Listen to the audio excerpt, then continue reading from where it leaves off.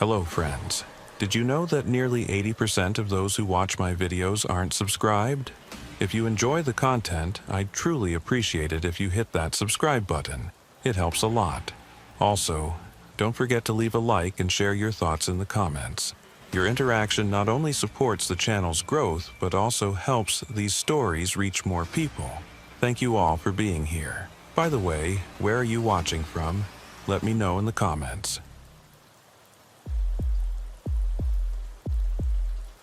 On a stifling August night in New York at 2:47 a.m., a ringing phone changed everything. Did you know that sometimes a single moment can divide your life into before and after? That's what happened to me.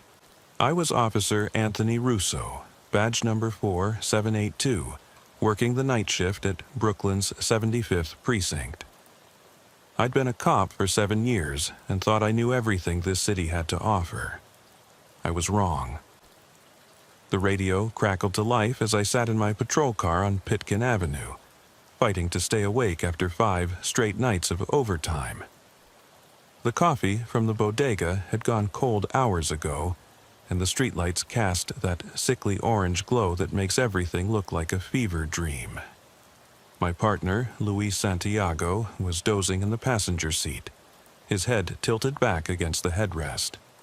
All units, we have a 1054 at 1847 East New York Avenue, apartment 6B, possible 1056A.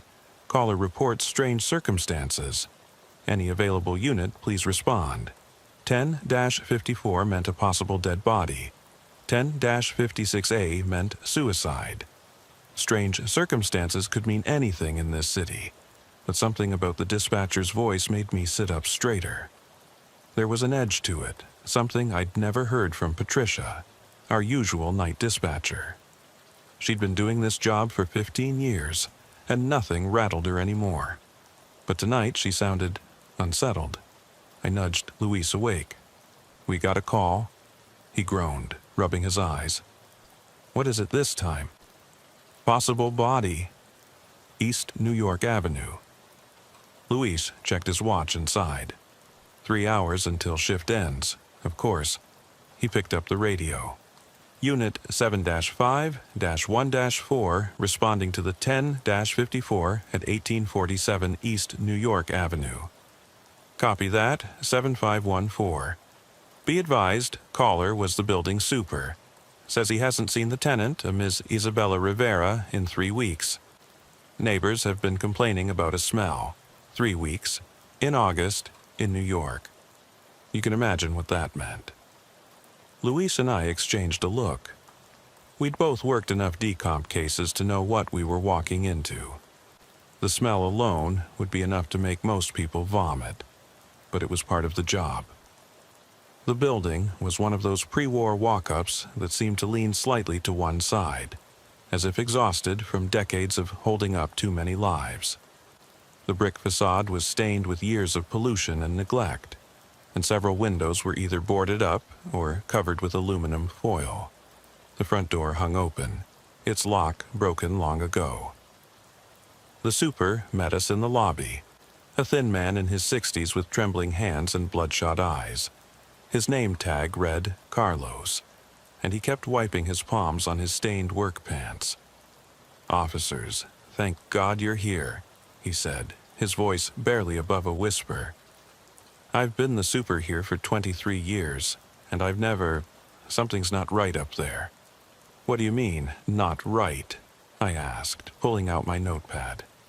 Carlos glanced around the empty lobby as if someone might be listening. "Isabella Rivera, she's lived here for 5 years. Quiet woman. Always paid rent on time. Worked at the hospital as a night nurse. But 3 weeks ago, she just stopped coming and going, her mails piling up. And the smell..." He shuddered. "But that's not the strange part." Luis raised an eyebrow. "There's something stranger than a decomposing body." Carlos nodded frantically. "The neighbors, they say they still hear her walking around up there. Every night between 3 and 4 a.m. The same pattern. Kitchen to living room to bedroom, bedroom to bathroom, then back to the kitchen. Over and over. Mrs. Chen in 5B, she's right below, says it drives her crazy. But how can someone be walking around if they're dead? I felt a chill run down my spine despite the oppressive heat. In my experience, there was always a logical explanation. Rats in the walls, old pipes, the building settling. But Carlos seemed genuinely terrified. "We'll check it out," I said, trying to sound more confident than I felt. "What apartment number again?" 6B, 6th floor. The elevator's been broken for 2 months, so you'll have to take the stairs." He handed me a key ring with several keys on it. "The brass one is for her door." I couldn't go in there myself. The stairwell smelled of mold, urine, and something else. That sweet, cloying smell that anyone who's worked crime scenes knows too well. It got stronger with each floor we climbed. By the 4th floor, Luis had pulled out a handkerchief to cover his nose. By the 5th, we could both taste it in the air. The 6th floor hallway was dimly lit, with only every other bulb working. The carpet was a faded brown that might have once been red, worn thin in the middle from decades of foot traffic. Apartment 6B was at the end of the hall, its door painted a peeling green that stood out against the beige walls. The smell was overwhelming now, seeming to seep through the door itself. I'd been to dozens of death scenes, but something about this one felt different. Maybe it was the silence. Usually in these old buildings you could hear TVs, conversations, life happening behind the doors. But the 6th floor was dead quiet, as if the other residents had abandoned it. I knocked on the door. "NYPD. Miss Rivera, are you in there?" Silence. I knocked again, harder this time. "Isabella Rivera, this is the police. We're coming in to check on your welfare. Still nothing." I inserted the key and turned it slowly. The lock clicked open with a sound that seemed too loud in the quiet hallway. I pushed the door open, and the smell hit us like a physical wall. The apartment was dark, all the curtains drawn. I felt for the light switch and flipped it on. The living room looked normal at first glance. A brown couch, a small TV on a stand, a coffee table with magazines from 3 weeks ago. But then I noticed the details. Every picture frame on the walls was turned face down. Every mirror in sight was covered with newspaper, and on the coffee table, arranged in a perfect circle, were 13 cell phones. "What the hell?" Luis whispered behind me. I approached the coffee table slowly.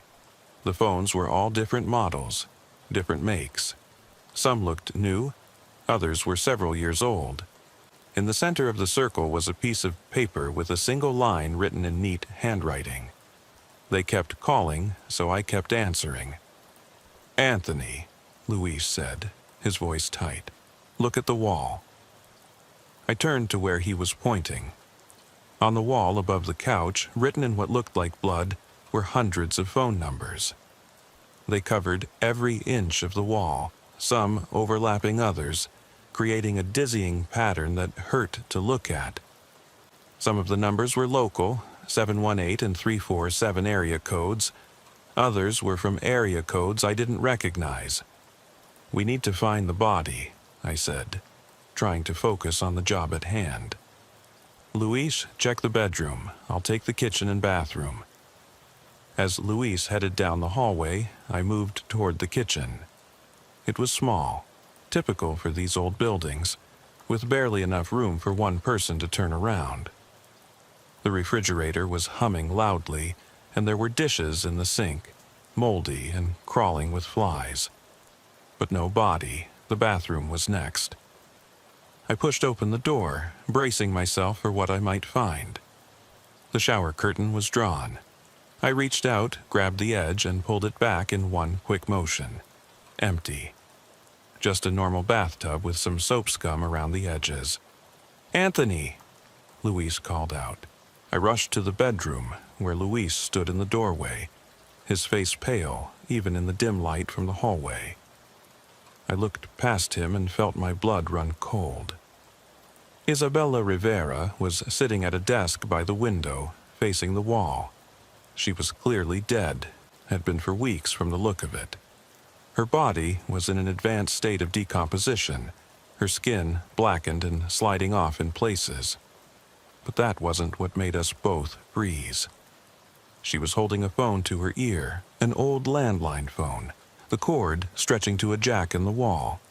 And even though it was impossible, even though every rational part of my brain said it couldn't be happening, I could hear a dial tone coming from the receiver. Luis reached for his radio with shaking hands. "Dispatch, this is 7514. We have a confirmed 10-54. We need the medical examiner and maybe a supervisor. There are some unusual circumstances here." "Copy that, 7514. Me and supervisor en route. What kind of unusual circumstances?" Luis looked at me, and I shook my head. How could we explain this over the radio? "Just tell them to hurry," he said. I stepped closer to the body, fighting every instinct that told me to run. Isabella Rivera had been beautiful once. I could tell from the photos on her desk, all turned face down like the ones in the living room. Long, dark hair, warm, brown eyes, a smile that looked genuine. The woman in the chair was unrecognizable as the same person. There was a notebook on the desk, filled with the same neat handwriting as the note in the living room. I pulled on latex gloves and carefully picked it up, trying not to disturb the scene more than necessary. The first page was dated 3 weeks ago. August 3rd, 2019. It started with one wrong number. 3:13 a.m. The voice on the other end was crying, begging for help. They said they were trapped, that something was coming for them. I tried to explain they had the wrong number, but they wouldn't listen. They just kept saying my name over and over. Isabella, Isabella, Isabella. How did they know my name? I flipped to the next page. August 4th, more calls, different voices, but all saying the same thing. They're trapped. Something's coming. And they all know my name. I've started writing down the numbers, but when I try to call back, they're all disconnected. Every single one. The entries continued, becoming increasingly frantic. August 7th, I unplugged the phone. It rang anyway. How is that possible? The man on the line said he was calling from inside the building, from apartment 6B. But that's my apartment. I'm in my apartment, alone. August 10th, they're calling my cell now, and my work phone, and phones I don't even own. I found a phone in my kitchen drawer that I've never seen before. It was ringing. They're all ringing, all the time. Even when I don't answer, I can hear them, crying, begging, saying my name. The last entry was barely legible, the handwriting shaky and erratic. August 15th. I understand now. They're not calling for help. They're calling to warn me. It's already here. It's been here all along, in the walls, in the mirrors, in every reflection, watching, waiting. And now it wants me to join them, to make the calls, to say the names. I can see them all now. Everyone who didn't listen, everyone who thought it was just a wrong number. We're all connected now. All of us. Forever. The phone is ringing. I have to answer. I have to... The entry cut off mid-sentence. Jesus Christ, Louise muttered, reading over my shoulder. She had a psychotic break. Has to be. The isolation, working night shifts at the hospital, it can mess with your head. I wanted to agree with him. It would have been so easy to write it off as mental illness. A tragedy, but an explainable one. But then I heard it. A phone ringing. Not the landline in Isabella's decomposing hand. Not any of the cell phones in the living room. The sound was coming from inside the walls, all around us, like dozens of phones ringing at once, slightly out of sync with each other, creating a maddening cacophony. Luis and I looked at each other, and I saw my own fear reflected in his eyes. We'd been cops long enough to face down armed suspects, to run toward danger when everyone else ran away. But this was something different. Something we didn't understand and couldn't explain. The ringing stopped as suddenly as it had started, leaving a silence that was somehow worse. And then, from the living room, we heard footsteps. Slow, measured, deliberate. Kitchen to living room to bedroom. We both drew our weapons, more out of instinct than any belief that guns would help us here. I moved to the doorway, Luis right behind me, and peered into the hallway. Empty. But the footsteps continued. Living room to bedroom to bathroom. I could track them by sound, moving through the apartment in the exact pattern Carlos had described. And then I realized something that made my skin crawl. The footsteps were coming from above us, from the ceiling. But there was no 7th floor. We were on the top floor of the building. "We need to get out of here," Luis whispered, and I'd never heard him sound scared before. Not in 7 years of partnership. We secure the scene and wait for backup outside. I nodded, but as we turned to leave, the landline in Isabella's hand started ringing again. Not a dial tone this time, but an incoming call. The phone that had been disconnected for 3 weeks, held by a woman who'd been dead just as long, was ringing. And then, impossible as it was, her decomposed fingers tightened around the receiver. "Hello." The voice that came from her rotted throat was clear as day. The same voice from the photos videos we'd later find on her social media, pleasant and professional. "Yes, this is Isabella. How can I help you?" Luis grabbed my arm and pulled me toward the door. We stumbled over each other, getting out of the apartment, slamming the door behind us. In the hallway, we could hear other doors opening, residents peering out to see what the commotion was about. Mrs. Chen from 5B was there, an elderly woman in a floral nightgown, looking at us with frightened eyes. "Did you find her?" she asked in accented English. "Did you stop the walking?" Before I could answer, my phone rang. My personal cell, not my work phone. The number on the screen was one I didn't recognize, a 718 area code, but the rest of the digits seemed to shift and change as I looked at them, never quite staying the same. "Don't answer it," Luis said, but I was already reaching for the decline button. As soon as I rejected the call, his phone rang. Then Mrs. Chen's. Then every phone in every apartment on the floor, a chorus of different ringtones creating a deafening symphony. And from behind the door of 6B, we could hear Isabella's voice, clear and calm. "They're calling for you now. They know your names. Anthony Russo, Luis Santiago. They've been waiting so long to talk to you." The medical examiner arrived 20 minutes later, along with our supervisor, Sergeant Emily Johnson.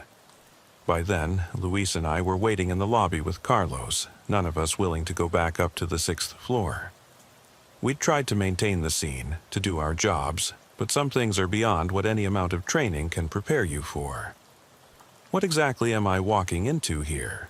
Sergeant Johnson asked, her tone suggesting she thought we were overreacting. She was tough, had been on the force for 20 years, and didn't have much patience for what she called spooked rookies, even though neither Luis nor I were rookies anymore. "The deceased is in the bedroom," I said, trying to keep my voice professional. "Isabella Rivera, tentative identification based on photos in the apartment. She's been dead for approximately 3 weeks. But there are unusual elements to the scene." "Unusual how?" she pressed. Luis and I exchanged a look. How could we explain what we'd seen?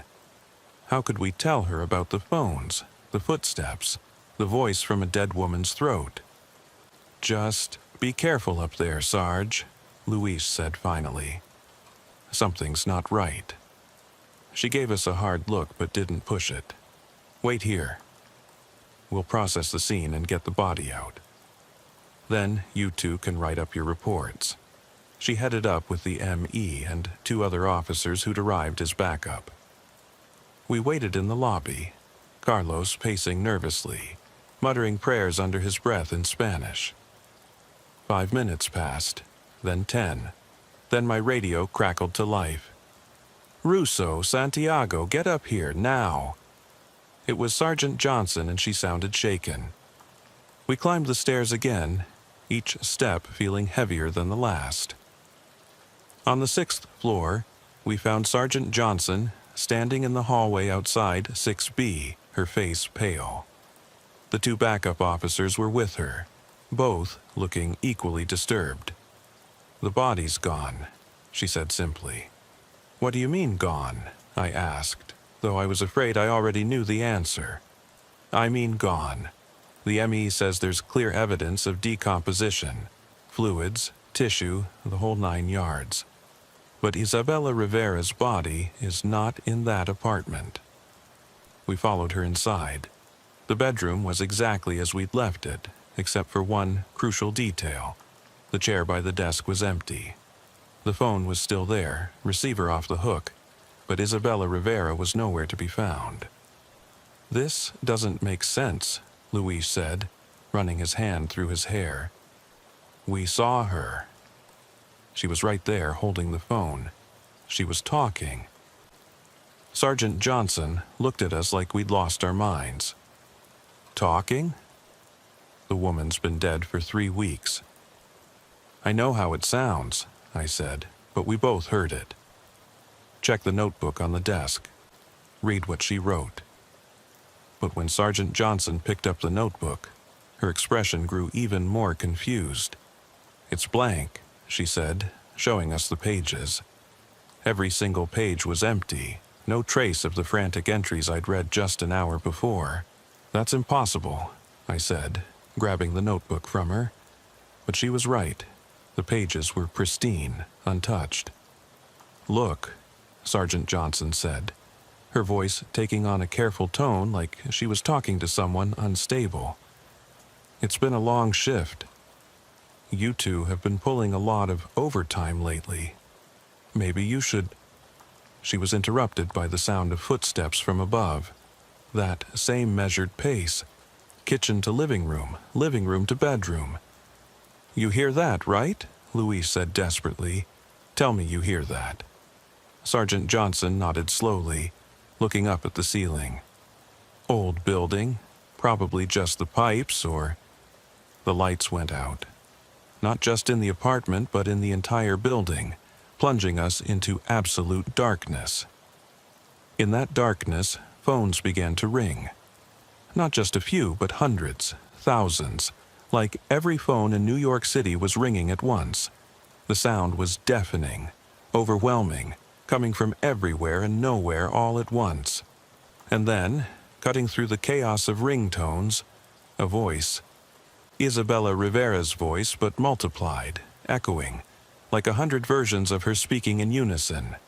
"Anthony Russo, badge number 4782.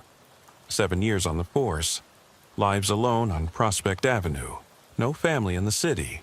Who would miss you, Anthony? Who would even notice if you disappeared?" My blood ran cold. How did she know those things? How could she know? Luis Santiago, badge number 5291, married to Sofia Martinez. 2 kids, Maria and David. They're sleeping right now, aren't they, Luis? Safe in their beds. But phones ring in dreams too. Luis made a sound like a wounded animal. No, you stay away from them." The lights flickered back on, and we were no longer in apartment 6B. We were in a room I'd never seen before. Walls covered floor to ceiling with phones. Old rotary phones, modern smartphones, payphones ripped from their booths, all connected by a massive web of cords and wires that pulsed like veins. And in the center of it all sat Isabella Rivera. But she wasn't decomposed anymore. She looked exactly like her photos. Beautiful, alive, but wrong. Her eyes were solid black, no whites, no iris, just empty voids that seemed to pull light into them. She was smiling, but the smile was too wide, stretching further than any human mouth should. "Welcome," she said, her voice coming from every phone in the room simultaneously. "I've been waiting for you. We all have." That's when I noticed the others. In the shadows between the phones, barely visible, were figures. Dozens of them, maybe hundreds. All standing perfectly still, all holding phones to their ears, all staring at us with those same black void eyes. "Every wrong number," Isabella continued. "Every missed call, every voice asking for help that you ignored. We're all here, connected, waiting. And now it's your turn to join the network." The phones around us started ringing again, but this time, each one displayed a name and number. I saw my mother's number, even though she'd been dead for 3 years. Luis's kids' names appeared on screens. Our partners, our friends, everyone we'd ever cared about. "Answer them," Isabella said. "They're all calling for you. They want to hear your voice one last time before you become like us, before you become part of the system." "This isn't real," Sergeant Johnson said, but her voice was shaking. "This can't be real." "Reality is just a series of connections," Isabella replied. "Synapses firing, signals transmitting, voices carrying across distances. What makes a phone call any less real than a thought? What makes death any more permanent than a disconnected line?" She stood up, and as she did, the room seemed to expand, stretching impossibly in all directions. The walls of phones grew higher, wider, an infinite maze of connections and voices. I could hear them all now. Thousands of conversations, cries for help, last words, first words, every call that had ever been made in the city flowing through this impossible space. "You have a choice," Isabella said, holding out an old rotary phone to me. "Answer the call, join us willingly, and keep some part of yourself. Or resist, and we'll take you anyway, piece by piece, call by call, until there's nothing left but the dial tone." I looked at the phone in her hand, then at Luis and Sergeant Johnson. The backup officers were gone. When had they disappeared? Had they ever been there at all? I couldn't remember their faces, their names. It was like they'd been erased, disconnected from reality. My phone rang in my pocket. The screen showed a number I knew by heart but hadn't dialed in years. My father's number. He'd died when I was 15, but I still remembered it. Still remembered his voice. "Don't answer it," Luis warned. But his own phone was ringing too, and I could see the war on his face, the desire to hear his children's voices battling with the knowledge that it was a trap. "Time's running out," Isabella said. And indeed, I could feel something changing. The room was getting smaller again, the walls of phones pressing in. The figures in the shadows were moving closer, their void eyes growing larger, hungrier. "We have to get out," Sergeant Johnson said, pulling out her service weapon. "There has to be a way out." But Isabella just laughed, a sound like 1,000 phones going off at once. "There is no out, there is no in, there's only the network. We're already inside your head, traveling along your neurons like signals along a wire. Every time you've ever answered a phone, you've let us in a little more." She was right. I could feel it now, a buzzing in my brain, like static between stations. Memories that weren't mine flickering through my consciousness. A woman in Seattle answering her last call. A man in Mumbai listening to his dead wife's voicemail over and over. A child in London speaking to something that claimed to be her mother. The phone in Isabella's hand rang, and she held it out to me again. "It's for you, Anthony. It's always been for you." I reached for it, my hand moving against my will, drawn by something beyond my control. But as my fingers touched the receiver, Luis grabbed my wrist. "No," he said firmly. "We're cops. We don't give in to fear. We don't abandon our posts." He was right. I'd taken an oath to protect and serve, even against things I didn't understand, even against impossible horrors hiding in the walls of New York City. I pulled my hand back, and Isabella's smile faltered for the first time. "You can't resist forever," she said. "No one can. The calls never stop. The network never sleeps. And everyone eventually answers." The next thing I knew, I was waking up in the back of an ambulance. The harsh fluorescent lights made me squint, and there was an oxygen mask over my face. A paramedic was checking my vitals, his face concerned but professional. "Officer Russo? Can you hear me? You're safe now. Safe." What did that even mean anymore? I tried to sit up, but he gently pushed me back down. "Easy there. You and your partner were found unconscious in an empty apartment. Carbon monoxide leak, probably from the old heating system. You're lucky someone called it in." Carbon monoxide. Of course. That's what they'd say. That's what made sense. Hallucinations from gas poisoning. But I knew what I'd seen, what I'd heard, and when I looked at my phone, there were 17 missed calls from numbers that didn't exist. Luis was in the ambulance too, on the stretcher next to mine. He was conscious, staring at the ceiling with hollow eyes. When he turned to look at me, I saw he knew the same thing I did. Whatever had happened in that apartment, it wasn't over. "Where's Sergeant Johnson?" I asked the paramedic. He frowned. "Who?" "It was just you two in the apartment. The super called it in when he heard you guys collapse." I wanted to argue, to insist that our sergeant had been with us, but the memories were already starting to feel fuzzy, like trying to remember a dream after waking up. Had she been there? Had any of it been real? They kept us at Brooklyn Hospital Center for observation overnight. The doctors ran tests, checking for brain damage from the supposed carbon monoxide exposure. Everything came back normal. Too normal. Like our bodies had never been exposed to any gas at all. Luis and I didn't talk about what happened. Not in the hospital, where nurses came and went and other cops stopped by to check on us. But I could see it in his eyes. The fear, the knowledge that something had touched us that night. Something that didn't belong in our understanding of the world.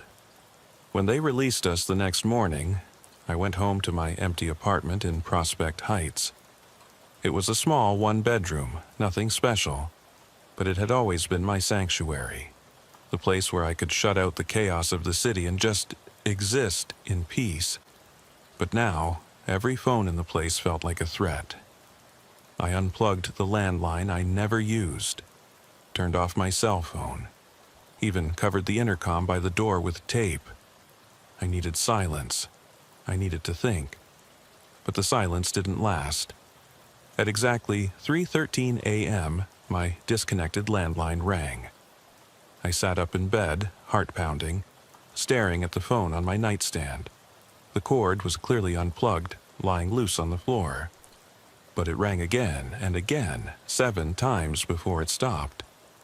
Then my cell phone, which I'd powered off completely, lit up. The screen showed an incoming call from a number that was all zeros.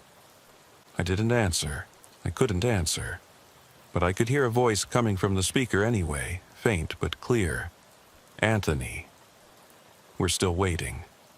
The network is growing. Every unanswered call makes us stronger." I threw the phone across the room, where it shattered against the wall. But the voice continued, now coming from the fragments. "You can break the devices, but you can't break the connections. We're in the infrastructure now. In every cell tower, every wire, every signal bouncing between satellites. We are the dial tone of the city." I didn't sleep for the rest of the night. When dawn finally came, I was exhausted, paranoid, jumping at every sound. I needed to talk to someone, to know I wasn't losing my mind. So I did the only thing I could think of. I went to Luis's house. Luis lived in Bay Ridge with his wife Sophia and their 2 kids. It was a nice neighborhood, tree-lined streets, the kind of place where kids still played outside and neighbors knew each other's names. When I rang the doorbell, Sophia answered, and the dark circles under her eyes told me everything I needed to know. "Anthony," she said, her voice strained. He's in the garage. He won't come out. He says the phones are listening." I found him sitting in the corner of the garage, surrounded by every phone they owned. Cells, tablets, even the kids' toy phones, all smashed to pieces. He looked up when I entered, and his eyes were wild. "They called my kids, Anthony." Last night, Maria answered the phone in her room, and when I got there, she was talking to someone who sounded exactly like her grandmother. But Sophia's mother has been dead for 2 years. What did she say? Maria? She said Abuela wanted her to come visit. Said she was lonely and there were so many other kids where she was, all playing games with phones. I grabbed the phone from her, and the voice... He shuddered. It laughed. It said Maria would make a perfect addition to the network. That children's minds are so open, so accepting of impossible things. We sat in silence for a moment, surrounded by the destroyed electronics. Then Luis asked the question I'd been dreading. What do we do? How do we fight something like this? I didn't have an answer. How could I? We were cops, trained to deal with human threats, with things that existed in the physical world. But this was something else entirely. Something that existed in the spaces between, in the connections we'd built to bring us together, but which now seemed to be pulling us apart. We need to find out more about Isabella Rivera, I said finally. There has to be something in her history, some reason why this started with her. Luis nodded slowly. I'll check with the hospital where she worked. You take her apartment building, talk to more residents. But Anthony... He grabbed my arm as I stood to leave. Be careful. And don't trust any calls, not even if they sound like people you know. I went back to 1847 East New York Avenue that afternoon.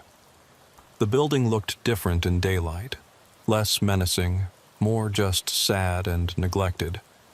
Carlos wasn't in his usual spot in the lobby, and when I knocked on his apartment door, there was no answer. One of the residents told me he'd left suddenly the night before, packed a single bag, and took a bus out of the city. Said he was mumbling about voices in the walls. I started knocking on doors, identifying myself as a police officer following up on the incident. Most residents didn't answer. Those who did seemed nervous, eager to close their doors again as quickly as possible. But on the 5th floor, I found someone willing to talk. Mrs. Chen, the woman we'd seen in the hallway that night, invited me into her apartment. It was small but immaculate, decorated with photos of family and traditional Chinese artwork. She served me tea with shaking hands. I knew something was wrong with that girl, she said in her accented English. Isabella. She changed 3 weeks ago. Before that, she was lovely. Always said hello, helped me with my groceries. But then, what happened 3 weeks ago? Mrs. Chen was quiet for a moment, staring into her tea. There was another death in the building. 7B. A young man, Michael Torres. He worked for the phone company, Verizon, I think. Found dead in his apartment, holding his work phone. The police said it was a heart attack, but he was only 28, healthy. My pulse quickened. Did Isabella know him? They were dating, I think. Saw them together sometimes. After he died, she became different. Stayed in her apartment. But I could hear her talking all the time. On the phone, always on the phone. Different voices, like she was having conversations with many people. And then the walking started. The walking you mentioned to us that night? She nodded. Every night, 3 a.m. to 4 a.m. The same pattern. But officer. She leaned in closer, lowering her voice. Sometimes I could hear her walking in my apartment too. The footsteps would be above me, in 6B, and in my living room at the same time. Same pattern, same pace. Like she was in two places at once. I wrote everything down, trying to make sense of it. Michael Torres, phone company employee, died 3 weeks before Isabella. There was a connection here, a thread to follow. Mrs. Chen, have you received any strange phone calls lately? Her teacup rattled as she set it down. Yes, every night since you came. My sister's voice. She lives in Beijing, but the calls come at 3 a.m. here, which would be 3 p.m. there. But when I call her back in the morning, she says she never called. The voice knows things, though. Things only my sister would know. I left Mrs. Chen's apartment with more questions than answers. Back at the precinct, I found our squad room nearly empty. Word had gotten out about what happened to Luis and me, and while the official report blamed carbon monoxide, cops are superstitious by nature. Nobody wanted to be near us. I dug into Michael Torres's death report. It was bare bones, found dead in his apartment on July 15th, 2019. Cause of death, sudden cardiac arrest. No signs of foul play. But there was an addendum from the responding officers that caught my eye. Victim found holding multiple phones, all showing active calls to different numbers. Unable to trace numbers, possibly a system glitch. System glitch, right. I cross-referenced his employment records. Michael Torres had been a network engineer for Verizon, specifically working on modernizing the city's cellular infrastructure. His last project before his death? Installing new 5G towers throughout Brooklyn, with a focus on improving coverage in dead zones. Dead zones. The term felt different now, weighted with new meaning. My desk phone rang. I stared at it, letting it ring 3 times before answering. It was Luis. Anthony, you need to get to Brooklyn Hospital, now. What happened? It's one of the nurses from Isabella's unit. She's... Just get here. I drove to the hospital with lights and sirens, my mind racing. The emergency department was in chaos when I arrived. Luis met me at the entrance, his face grim. Her name is Patricia Williams, he said, leading me through the corridors. She worked the same night shifts as Isabella. About an hour ago, she locked herself in a supply closet and started screaming when security got the door open. He pushed open a door to reveal a scene that made my blood run cold. Patricia Williams, a woman in her 40s according to her ID badge, was standing in the center of the room. Her arms were outstretched, and in each hand, she held a phone. But that wasn't the terrifying part. The terrifying part was that she had somehow grown extra arms. 4 additional arms protruded from her torso at impossible angles, each holding a different phone. Her mouth was open in a silent scream, and from it came not one voice, but dozens, all speaking simultaneously. The network requires expansion. Each node must connect to multiple pathways. Integration proceeding. Resistance is causing system errors. Please hold while we reconfigure your biological parameters. Medical staff stood frozen in the doorway, unsure what to do. This wasn't something they'd trained for. This wasn't something anyone had trained for. How is this possible? I whispered to Luis. It's not, he replied, but it's happening anyway. Patricia's original eyes had rolled back in her head, but new eyes were opening across her face and neck, dozens of them, all solid black like Isabella's had been. Each eye moved independently, tracking different people in the room. She was Isabella's friend, one of the nurses told us, her voice shaking. They worked together for 3 years. After Isabella stopped coming to work, Patricia tried calling her constantly. She was worried. Patricia's body contorted, and the extra arms began dialing numbers on the phones. Each phone showed a different call connecting. And then, from the phones, voices began to emerge. But they were all Patricia's voice, coming from different numbers, having conversations with herself. "Hello, this is Patricia. How can I help you?" "Patricia? It's Patricia. I need to speak with Patricia." "Patricia speaking. Please hold for Patricia." The loop continued, growing louder, more distorted. And then, suddenly, all the voices synchronized. "The network is growing." Each call creates a new connection. Each connection creates a new node. Each node expands the network. We are no longer individuals. We are the collective voice of the disconnected, the busy signal of the broken, the static between stations. Join us, or be consumed by the silence that follows. Patricia's body began to shimmer, like looking at her through heat waves. For a moment, I could see through her, see the network she was connected to, an infinite web of voices and calls, stretching across not just the city, but beyond, into dimensions that shouldn't exist. And at the center of it all was Isabella Rivera. But not as she'd been in life. She was something else now, something vast and terrible, a switchboard operator for calls between worlds. "We need to evacuate the hospital," Luis said, backing toward the door. "Whatever this is, it's spreading." But it was too late. Throughout the hospital, phones began to ring. Every landline, every cell phone, every intercom. The cacophony was deafening. And worse, people were answering. I watched in horror as a doctor answered his phone and immediately began to change. His fingers stretched and split, becoming fiber optic cables that burrowed into the walls. A nurse answered, and her voice multiplied, speaking in harmonies that human vocal cords couldn't produce. A patient in a wheelchair answered and simply disappeared, leaving only the faint sound of a dial tone where he'd been. "Run," Louise said, and we did. We made it to the parking lot before the entire hospital seemed to pulse with otherworldly light. Every window flickered like a screen, showing glimpses of that impossible network. And from inside, hundreds of voices spoke as one.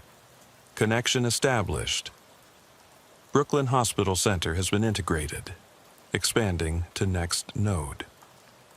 As we stood there, watching the hospital transform into something beyond comprehension, my phone buzzed with a text. It was from a number I recognized, my own. "You can't run from yourself, Anthony. Every call you've ever made, every connection you've established, they all lead back to the network. You've been part of us since your first hello. It's time to say goodbye to the world you knew." Looking around, I realized the entire city was starting to light up. Every building with phone lines, every cell tower, every satellite dish, they were all pulsing with that same unnatural light.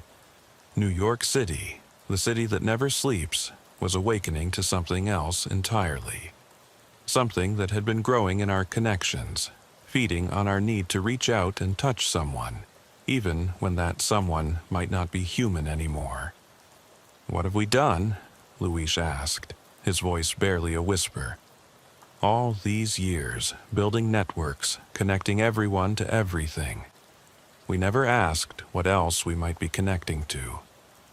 I didn't have an answer, but I knew one thing. We were about to find out. The next 48 hours were chaos. The NYPD tried to maintain order as reports flooded in from across the 5 boroughs. People were disappearing after answering phone calls. Others were transforming into things that shouldn't exist. The mayor declared a state of emergency, telling people to destroy their phones and avoid all communication devices, but it was too late. The network had already spread too far. Luis and I were reassigned to a special task force led by Captain Rodriguez from the Intelligence Division. They set up a command center in an old Cold War bunker beneath City Hall, one of the few places in the city with no phone lines, no cell coverage. A true dead zone.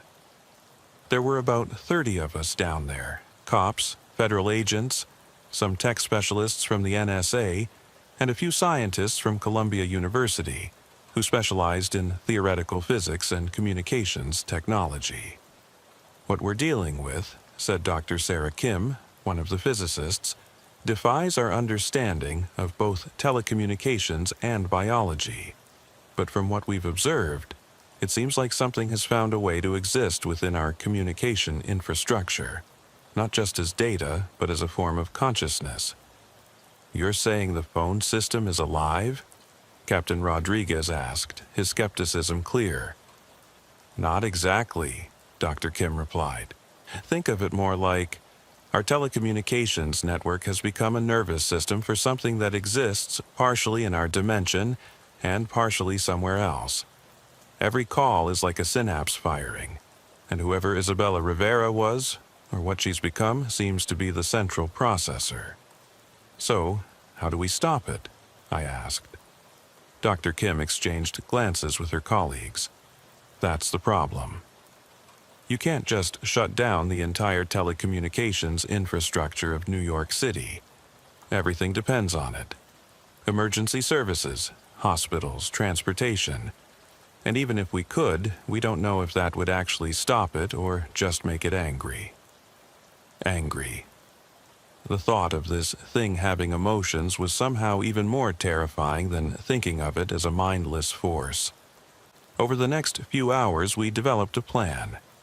If Isabella Rivera was the center of this network, maybe we could find her physical location and sever the connection. The last known location was her apartment, but teams sent there found it empty, not just of people, but of everything. The apartment now existed as a hollow space, walls smooth and featureless, like the inside of a cell phone scraped clean of its circuits. But Luis had an idea. Michael Torres, he said, if he was patient zero, if he started this when he died, then maybe his apartment has answers. Captain Rodriguez authorized a team to investigate. Luis and I volunteered, along with two other officers, Maria Gonzalez and James Washington. We equipped ourselves with no electronic devices whatsoever. No phones, no radios, no body cams. We'd be going in completely dark, with only analog watches to tell time and paper maps to navigate. Michael Torres had lived in a modern apartment building in downtown Brooklyn, one of those new constructions with smart home technology integrated into everything. As we approached the building at 2 p.m. on a Wednesday, the streets were eerily quiet. Most people had either fled the city or were hiding in their homes, afraid to answer any calls. The building's electronic locks had failed, leaving the doors hanging open. The lobby, usually bright with LED displays and touch screens, was dark. We climbed the stairs to the 7th floor, our footsteps echoing in the empty stairwell. Apartment 7B's door was ajar. Inside, we found something that made us all stop and stare. The apartment had been transformed into what looked like a massive organic machine. The walls were covered in what appeared to be living tissue, pulsing with bioluminescent light. Veins of fiber optic cables ran through the tissue like blood vessels, and in the center of the living room was something that had once been human. Michael Torres, or what remained of him, was fused with the apartment itself. His body had become a grotesque throne of flesh and technology, cables growing from his spine and fingers to connect with every surface. His eyes were gone, replaced with screens showing endless streams of phone numbers. And his mouth was open in a permanent, silent scream, though from it came the sound of every phone conversation happening in the city simultaneously. "My God," Maria whispered.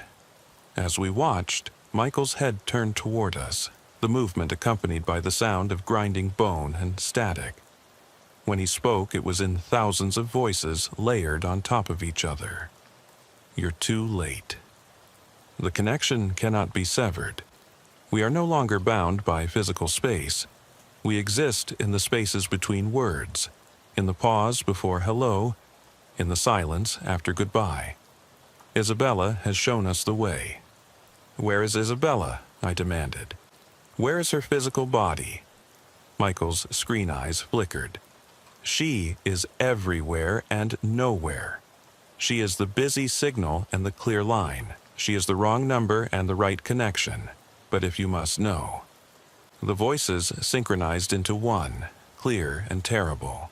She's calling you right now. Despite having no phone on me, I heard it.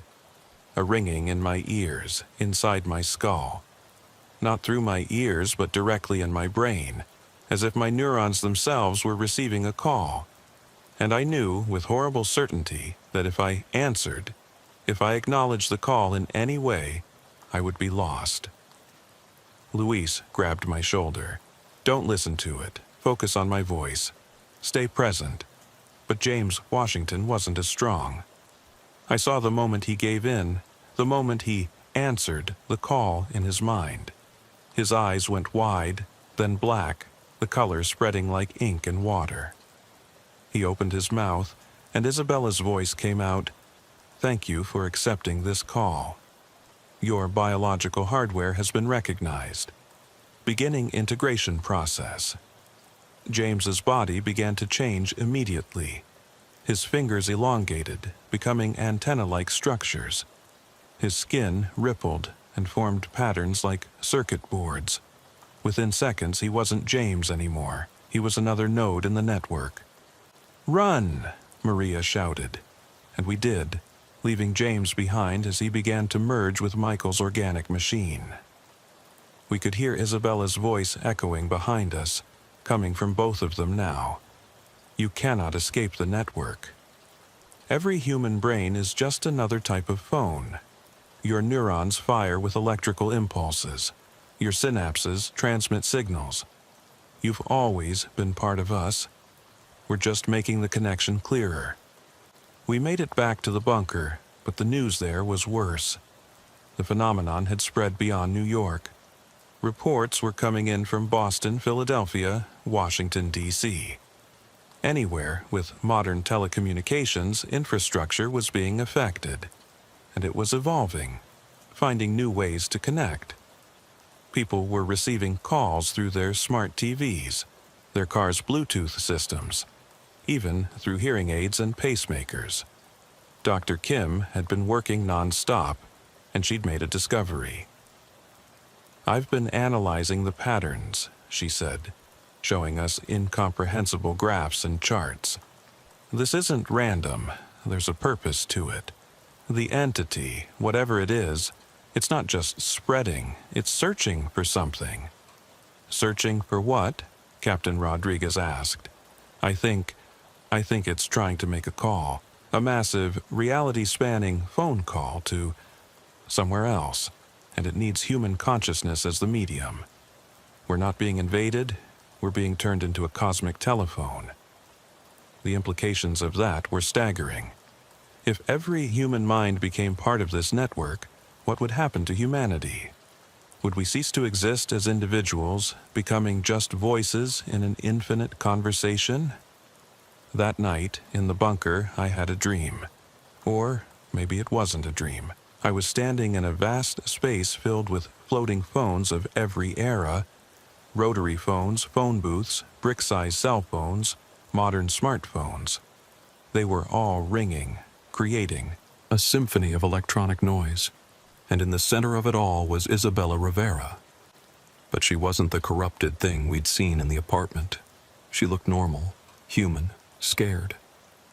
"Anthony," she said, and her voice was just her voice, not the multiplied horror we'd been hearing. "I'm still here." Still me, somewhere in all this noise. It wasn't supposed to happen like this.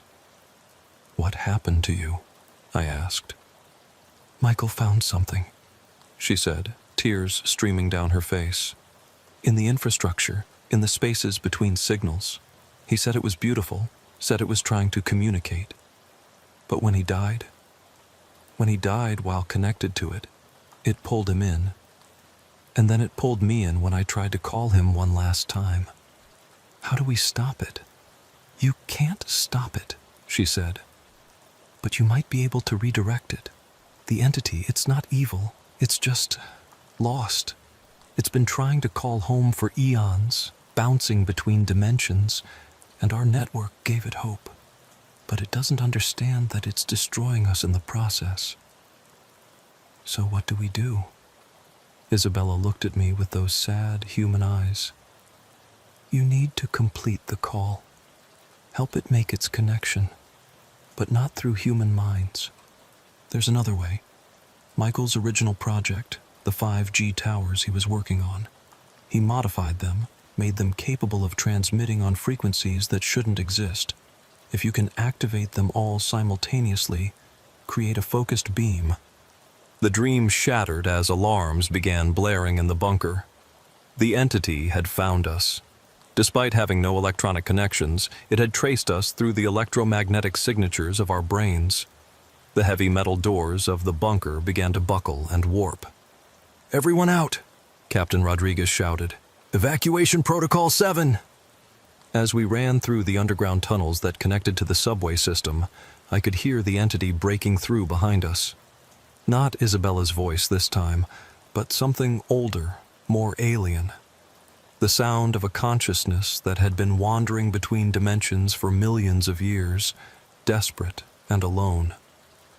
We emerged in Grand Central Station, which had been abandoned when the crisis began. The massive hall was empty except for us and the echoes of our footsteps. But then the departure boards lit up, all showing the same message. Final call. All consciousness must board. Destination, home. Luis and I looked at each other. We both knew what we had to do. While the others ran for the exits, we headed for Michael Torres's office at the Verizon building.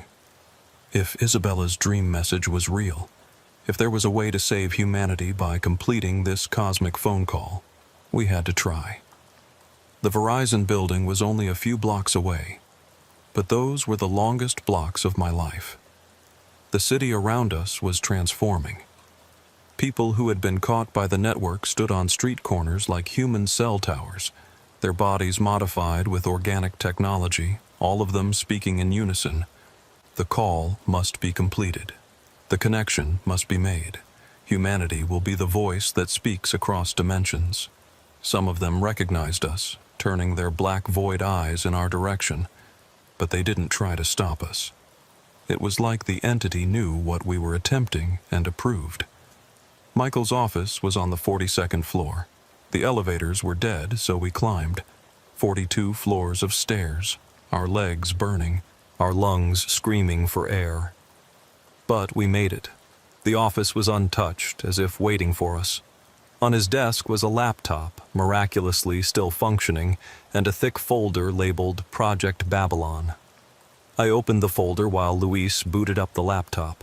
Inside were schematics for the modified 5G towers, notes about frequency manipulations, and theoretical calculations about dimensional communication. Michael had been brilliant. Perhaps too brilliant. He'd discovered something in the electromagnetic spectrum that wasn't supposed to be there. A signal from another dimension, another reality, trying to make contact. "I've got it," Luis said. "The activation sequence for all the towers. But Anthony, if we do this, we might save everyone. Or we might make things worse. Or we might die." I thought about Isabella, trapped somewhere in that network of voices. I thought about James Washington, transformed into something inhuman. I thought about the thousands of people across the city who'd been absorbed into this cosmic telephone system. "We have to try," I said. Luis nodded and began entering the activation sequence. As he did, the building began to shake. Not from an earthquake, but from something more fundamental. Reality itself protesting what we were about to do. The laptop screen flickered and Isabella's face appeared. Not the corrupted version, but her human face, though digital and pixelated. "Thank you," she said. For believing me. For trying. When you activate the towers, there will be a moment, a brief moment, where every consciousness in the network will be vulnerable. You can pull us back, but you have to want us back. You have to call us home, not with phones, but with your hearts. Do you understand? I wasn't sure I did, but I nodded anyway. Luis hit enter. The effect was immediate and overwhelming. Every 5G tower in the city activated simultaneously, sending out a focused beam of energy that pierced through dimensions. The sky above New York split open like a wound, revealing vistas of impossible geometries and colors that human eyes weren't meant to see. And through that rift, something enormous looked back. Not with eyes, but with a consciousness so vast it made humanity look like bacteria. This was what had been trying to call home, a being of pure communication, lost between realities, using our network as a lifeline. For a moment, every human in the network screamed in unison, the sound echoing across the city. And in that moment, I understood what Isabella had meant. I thought of her, of James, of everyone who'd been lost. I wanted them back. I called out to them, not with my voice, but with every fiber of my being, pulling against the entity's hold. Luis was doing the same, tears streaming down his face as he thought of his family, of the city he loved, of all the connections that made us human. Not the electronic ones, but the real ones, the ones of love and memory and shared experience. The entity resisted at first, not wanting to let go of the network it had built. But then, through the rift, came an answering call. Its home, its own kind, calling it back. And faced with that choice, between using humanity as a tool and returning to where it belonged, the entity chose home. The release was sudden and violent.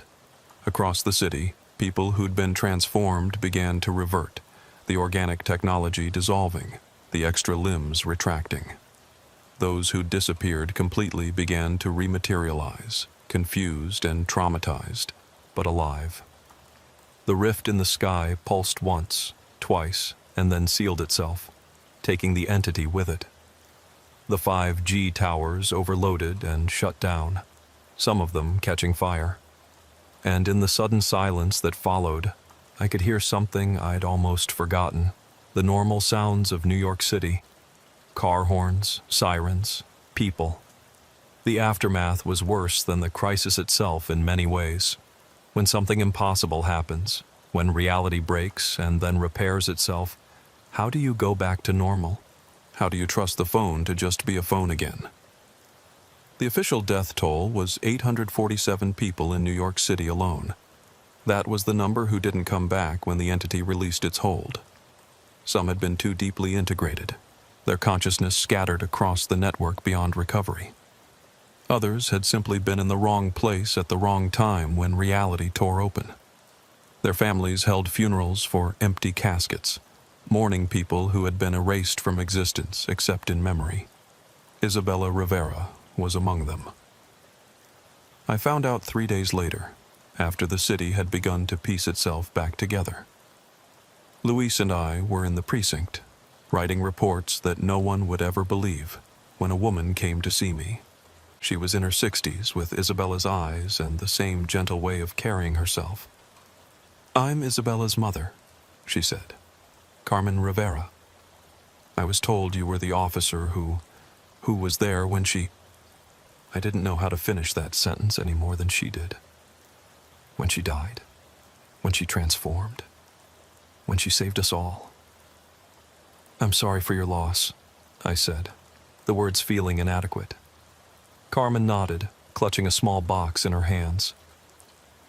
"They told me there was no body to recover, that she was just gone. But I wanted to give you this." She handed me the box. "Isabella kept a journal. I think she would want someone to know the truth. The real truth, not whatever story the government is spinning." Inside the box was a leather-bound journal and a photo of Isabella with Michael Torres, both smiling at some beach, looking young and in love and unaware of what was coming for them. I read the journal that night in my apartment, which still felt wrong somehow. I'd had all my phones replaced, but I couldn't bring myself to use them. Every ring made my heart race. Every dial tone sounded like a voice trying to speak. Isabella's journal entries started normally enough. Thoughts about her work at the hospital, her relationship with Michael, everyday concerns. But then, about a month before everything happened, the tone changed. July 1st. Michael's been acting strange since he started the new project. Says he can hear something in the frequencies, like music, but not music. Like voices, but not voices. I'm worried about him. July 8th. Michael played me a recording from one of the towers. There's definitely something there. A pattern in the static. It's beautiful and terrifying. He says it's trying to communicate, that it's been trying for years, but we've only just developed the technology to hear it. July 14th. Something's wrong. Michael says the signal is getting stronger. He's been working around the clock, not sleeping, barely eating. He says he's so close to understanding what it wants. I begged him to stop, to tell his supervisors, but he says they wouldn't understand. He's probably right. July 15th. Michael is dead. Heart attack, they say, but I know better. I was on the phone with him when it happened. He said, "It's here, Isabella. It's so lonely. It just wants to go home." Then screaming, then nothing. Then his voice again, but not him, saying my name over and over. I hung up. I shouldn't have hung up. The entries after Michael's death became increasingly frantic. July 20th. The calls won't stop. Different numbers, but always his voice, or voices that sound like his but aren't. They know things, private things, things only Michael knew. July 25th. I understand now. It's not Michael calling. It's something using his voice, his memories, trying to understand us, trying to use us. It doesn't comprehend that it's killing us.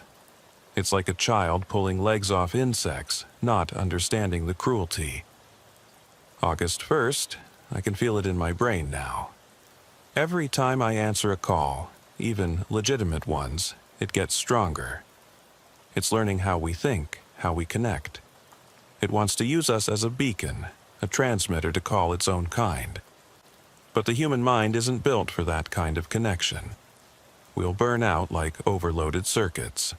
August 3rd, I've made a decision. If I can't stop it, maybe I can control it, direct it. I'm going to let it in completely, become what it needs, but on my terms. Maybe I can save others. Maybe I can find Michael in all that noise. Maybe I can guide it home before it destroys us all. If anyone reads this, I'm sorry. I tried to be brave. That was her last entry. I closed the journal and sat in my dark apartment, thinking about sacrifice and isolation and the connections that make us human. Isabella Rivera had given up her humanity to save ours. She'd become the interface between us and something we couldn't understand, holding it back long enough for us to find another way. The city tried to return to normal over the following weeks. The official story was a terrorist attack using experimental technology that caused mass hallucinations and some deaths. The destroyed 5G towers were quickly replaced with normal ones. The phone companies offered free counseling and replacement devices. Life went on, as it always does in New York. But those of us who were there, who saw what really happened, we couldn't go back to the way things were. Luis quit the force, moved his family to a cabin in upstate New York with no cell service, no internet, no connections to the outside world except a single landline that he kept unplugged unless absolutely necessary. Other cops requested transfers to desk duty, unable to handle the stress of being on the streets with their radios constantly crackling. I stayed on the force, but I was different. I worked day shifts only, refused to carry a department phone, and used the radio only when absolutely necessary. My superiors understood, given what I'd been through. The whole department was struggling with PTSD from the event, even those who hadn't experienced it directly. 6 months after the incident, I was working a routine patrol in Brooklyn when I passed by 1847 East New York Avenue. The building had been condemned after the event, deemed structurally unsound due to electromagnetic damage, whatever that meant. But as I stood there, looking up at the empty windows, I could swear I heard something. A phone ringing. I should have walked away. Should have gotten in my patrol car and driven off. But something made me enter the building, climb those familiar stairs to the 6th floor. The hallway was covered in dust and debris, abandoned and forgotten. But apartment 6B's door was open. Inside, the apartment was exactly as it had been that night, except for one thing. On the coffee table, where the 13 phones had been arranged in a circle, was a single new smartphone. It was pristine, latest model, screen glowing despite having no visible power source. And it was ringing. The caller ID showed a photo. Isabella Rivera, smiling, alive. I stood there for what felt like hours but was probably only seconds staring at that phone. Every instinct told me not to answer it. But I thought about her journal, about her sacrifice, about the questions that still haunted me. I picked up the phone. "Hello, Anthony." It was Isabella's voice, but different. Calmer, more distant, like speaking from very far away. "Isabella, is it really you? Parts of me?" Echoes, fragments. I exist between spaces now, in the pauses between words. I wanted to thank you. For what? For completing the call, for helping it go home, for remembering that we're more than just connections and signals. We're people, with hearts and memories and love. You reminded it of that. Reminded me of that. Are you okay? Wherever you are? There was a long pause filled with static that almost sounded like laughter. I'm everywhere and nowhere. I'm every missed call and wrong number. I'm the voice you almost hear in the dial tone. I'm not okay, but I'm not suffering either. I simply am. And Michael? He's here too, in pieces. We all are, everyone who got too deep into the network. We're like echoes in a canyon, bouncing off the walls of reality. Sometimes we remember who we were. Sometimes we're just noise. Is there a way to bring you back? To make you whole again? No. And even if there was, I wouldn't take it. Someone needs to stand guard. Someone needs to make sure it doesn't happen again. What do you mean? The entity that tried to use us. It wasn't the only one out there. There are things in the spaces between dimensions. Things that are drawn to our connections like moths to flame. Our technology is advancing faster than our understanding. Every new network, every new form of communication is a potential doorway. Someone needs to watch those doors. And that's you now? Me and the others who were lost. We're the guardians of the dial tone, the protectors of the pause. We keep the conversations human. We keep the connections safe. It's not the life I planned, but it's a purpose. The phone was getting hot in my hand, almost burning. I have to go, Isabella said. This connection is already too strong, too dangerous, but Anthony, I need you to do something for me. Anything. Remember us. Not as victims, but as people who chose to stand between humanity and something it couldn't comprehend. Tell our stories, keep them human, and if you ever hear something wrong in the signals, something that shouldn't be there, trust your instincts. Run, Isabella, wait. But the line was already dead. The phone in my hand crumbled to dust, leaving only a faint warmth and the smell of burned circuits. I left the building and never went back. It was demolished a week later, the rubble hauled away, and the lot left empty. They built a memorial garden there eventually, though the plaque just mentions victims of the August incident without explanation. I kept my promise to Isabella. I told the story to anyone who would listen. Other cops, investigators, researchers studying the incident. Most thought I was traumatized, hallucinating, trying to make sense of senseless tragedy, but occasionally someone would nod knowingly. Someone else who had heard the voices in the static, who had felt the presence in the network. Dr. Sarah Kim contacted me a year later. She'd been studying the residual electromagnetic signatures from the event and had discovered something disturbing. The network is still active, she told me over coffee in a small cafe in Manhattan. Not the entity last year that's gone, but the infrastructure it created. The modifications to our telecommunications grid, they're still there, like roads with no cars, waiting for traffic. What does that mean? It means we're vulnerable.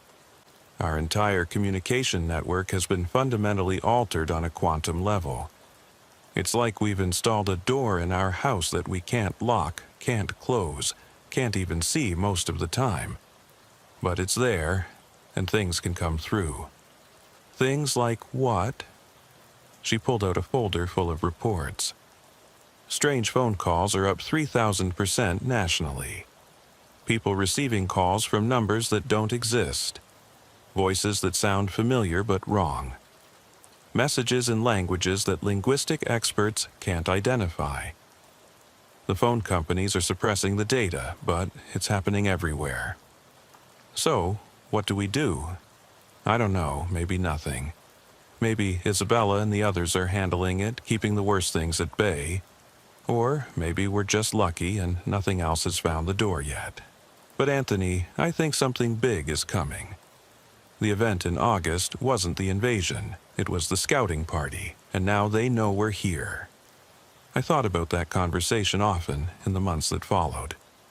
Every strange call, every glitch in the system, every moment of static on the line made me wonder if this was it, if something new was trying to break through. 2 years passed. I made detective, moved to a different precinct, tried to build a normal life. I even started dating again. A teacher named Jessica, who didn't ask too many questions about why I insisted on only texting, never calling. Things felt almost normal. Then, on August 15th, exactly 3 years after Isabella Rivera died, every phone in New York City rang at exactly 3:13 a.m. I woke to the sound, my heart immediately racing. The phone I kept for emergencies only, always off, always in a drawer, was ringing. Jessica stirred beside me. "What's that noise?" she mumbled. "Nothing." "Go back to sleep." But I got up, pulled the phone from the drawer. The screen showed no number, just a message. "The door is opening again. We can't hold it alone anymore. I.R." I got dressed quickly, quietly. Jessica was already back asleep. I kissed her forehead, knowing it might be the last time I saw her, and left. The streets were chaos. People were stumbling out of their homes, phones pressed to their ears, their faces blank with confusion or terror. Some were speaking in unison, words in a language that hurt to hear. Others were simply standing still, listening to something only they could perceive. I made my way to the precinct where I found chaos. Half the force was affected, the other half trying to maintain order. The new captain, who hadn't been there for the first event, was shouting orders that no one was following. "Detective Russo," he called when he saw me. "You were there for the first incident. What the hell is happening?" "It's happening again," I said, "but different, bigger. How do we stop it?" I thought about Isabella's message. We can't hold it alone anymore. She needed help. The Guardians needed reinforcements. "We don't stop it," I said. "We join it." The captain looked at me like I was insane. maybe I was. But I understood now what Isabella had been trying to tell me. The network, the connections, they weren't the enemy. They were the battlefield, and we needed soldiers. I grabbed a phone from the affected officer's hand. The moment I touched it, I could feel it. The vast network Isabella had described, but also something else. Something massive and alien pressing against the boundaries of our reality, trying to force its way through. And holding it back, barely, were the echoes of the lost. Isabella, Michael, and hundreds of others, their consciousness spread thin, weakening. "If you can hear me," I said into the phone, not knowing if anyone was listening, "if you understand what's happening, we need volunteers. We need people willing to stand guard, to give up their physical existence to protect everyone else. I know it's asking everything, but we'll do it." I turned to see Luis standing in the doorway, his family behind him. "We've been preparing for this," he said. "After the first event, we knew it would happen again. Some of us have been getting ready." Behind him, more people entered. Officers who'd been there that night. Medical staff from Brooklyn Hospital. Residents from Isabella's building. Even Dr. Kim and her research team. All told, there were maybe 50 of us. "This is insane," the captain said. "You're talking about mass suicide." "No," Dr. Kim corrected. "We're talking about evolution. The human consciousness uploading itself into a defensive network, becoming antibodies in the nervous system of reality itself." She pulled out a modified phone, its screen showing impossible geometries. "I've been working on this since the first event, a way to safely integrate human consciousness into the network while maintaining individual identity. It's based on Isabella's neural patterns from when she made the transition. It won't be pleasant, but it should work." "Should?" Luis asked. 60% chance of successful integration. 40% chance of complete dissolution. Not great odds, but better than letting whatever was trying to break through succeed. "How do we do it?" I asked. Dr. Kim began explaining the process, but I was only half listening. Through the phone in my hand, I could hear Isabella's voice, strained and desperate. "Hurry, we can't much longer." We set up in the precinct's communications center, linking all our phones together in a pattern Dr. Kim designed. It looked disturbingly similar to the circle of phones in Isabella's apartment 3 years ago. As we prepared, more people arrived. Word had spread somehow, the way word spreads in New York, through whispers and rumors, and that indefinable network of human connection that no technology could replicate. By dawn, there were over 200 volunteers. "Once we do this," Dr. Kim warned, "there's no coming back. You'll exist as consciousness in the network, possibly forever. You'll be guardians, protectors, but you won't be human anymore." "We know," Luis said, holding his wife Sophia's hand.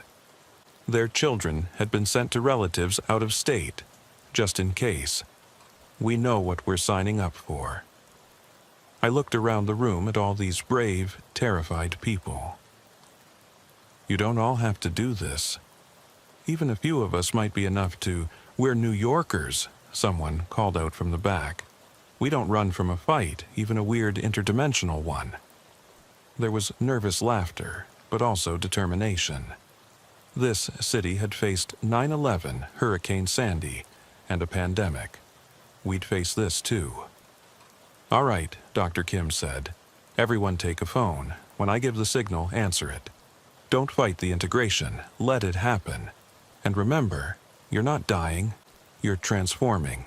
You're becoming part of something larger." We all took our positions. I found myself next to Luis, just like that first night. "See you on the other side, partner," he said. "See you there." Dr. Kim began the countdown. 10, 9, 8. I thought about my life, about Jessica sleeping peacefully, unaware of what was happening. about my father, long dead, about Isabella Rivera, holding the line alone for 3 years. 3, 2, 1, answer. I pressed accept. The transition was, there are no words. Imagine every nerve in your body becoming a fiber optic cable. Imagine your thoughts turning into electrical signals, shooting through networks at the speed of light. Imagine your sense of self expanding beyond your physical body, spreading through the entire telecommunications infrastructure of the planet. I could feel the others making the transition with me. Luis's steady presence, Sophia's fierce protectiveness, Dr. Kim's analytical mind, and there, waiting for us, were the originals. Isabella, Michael, and the others who'd been holding the line. "Welcome," Isabella said, her voice clearer now that we existed in the same space. "Welcome to the Watch." And then I saw what they'd been fighting. It wasn't one entity this time. It was hundreds, thousands, pressing against the boundaries of our reality. Things that existed in dimensions where thought was substance and consciousness was currency. They'd found the door the first entity had opened, and they wanted in.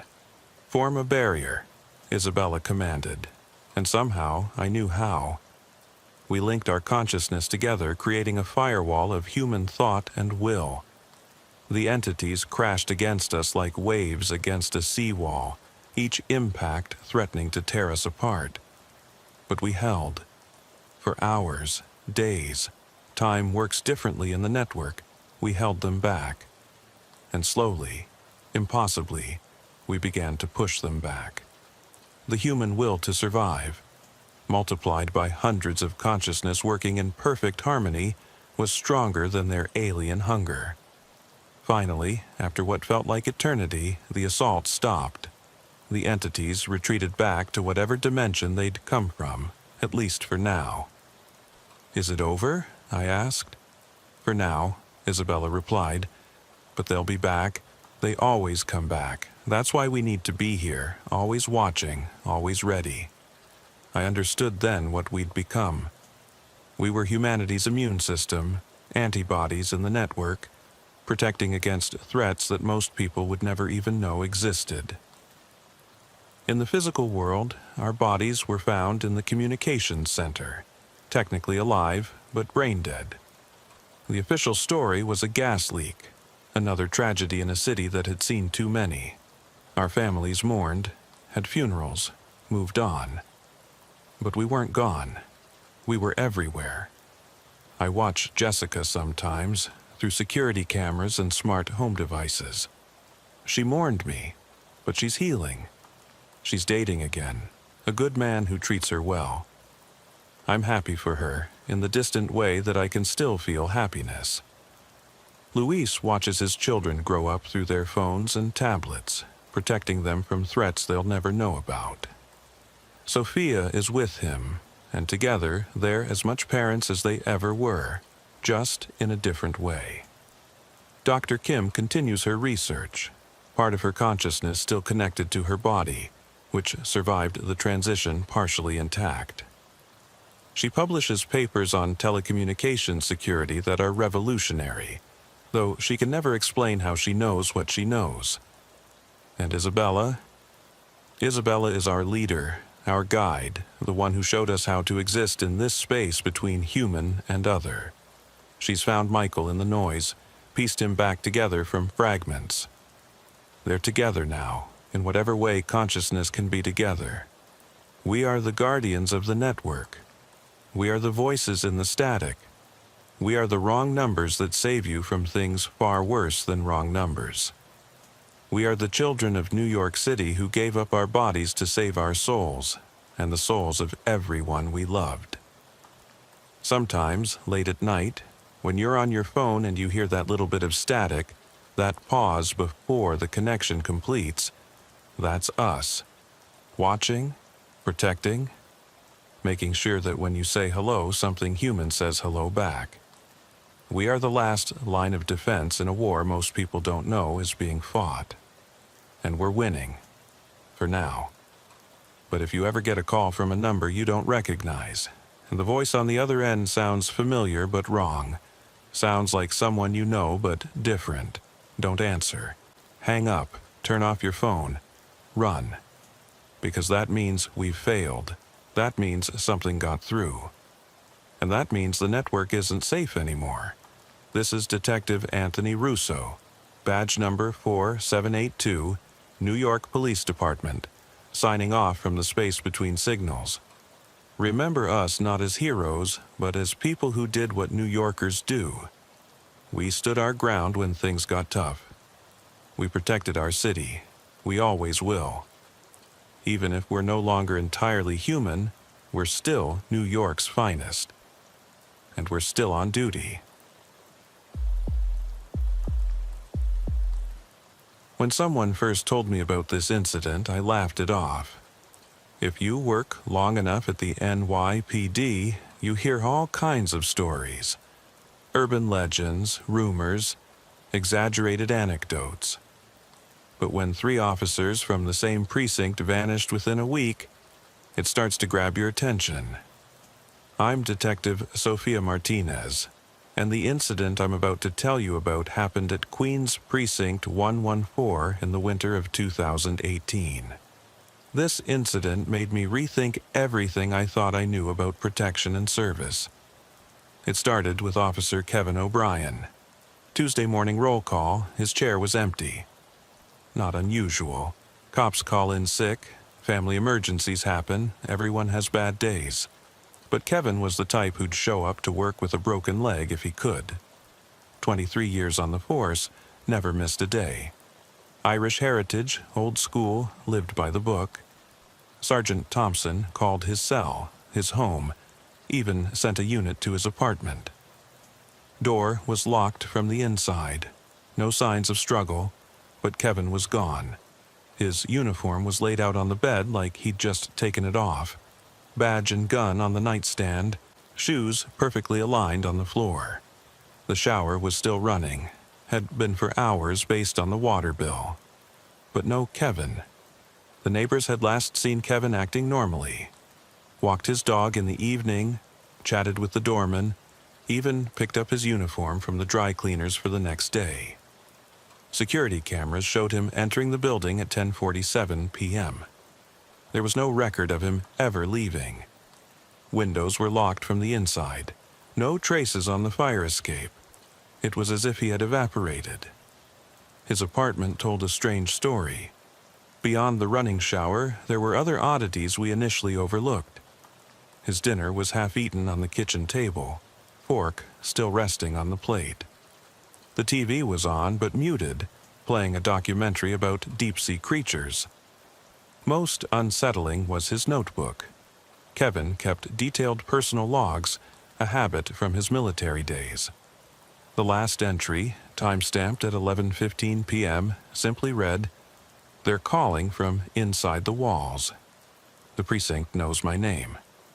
The handwriting deteriorated with each word, the final letters barely legible.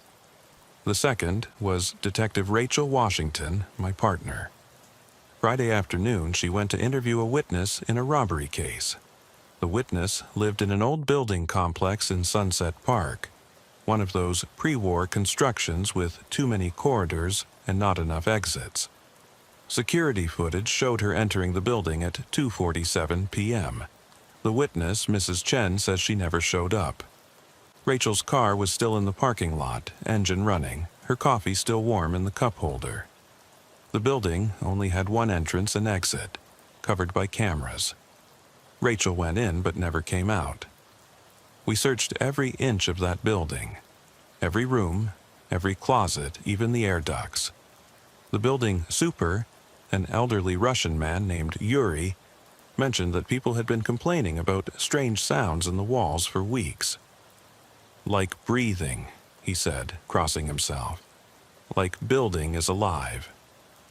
We dismissed it as old pipes and settling foundations, but now I wonder. Rachel had left her own trail of strange clues. Her phone was found in the building's basement, still recording. The audio file was mostly static, but enhanced analysis revealed whispers in what linguistic experts claimed was no known language. Her notebook, discovered wedged behind a radiator 3 floors up, contained a single line written over and over. "The threshold is thinning." It wasn't her handwriting. By the time Officer Marcus Nguyen disappeared the following Monday, the FBI was involved. Marcus was on patrol, his partner Danny Romano right next to him. They were walking down Roosevelt Avenue when Danny turned to check out a disturbance in a shop window. Someone had reported seeing faces in the glass that weren't reflections. When he turned back 3 seconds later, I've watched the body cam footage 100 times. Marcus was gone. Middle of a crowded street, broad daylight, dozens of witnesses, and nobody saw anything. His uniform was found in a neat pile right where he'd been standing, still warm, as if he'd just vanished out of his clothes. But here's what the official report didn't mention. 17 witnesses reported experiencing missing time.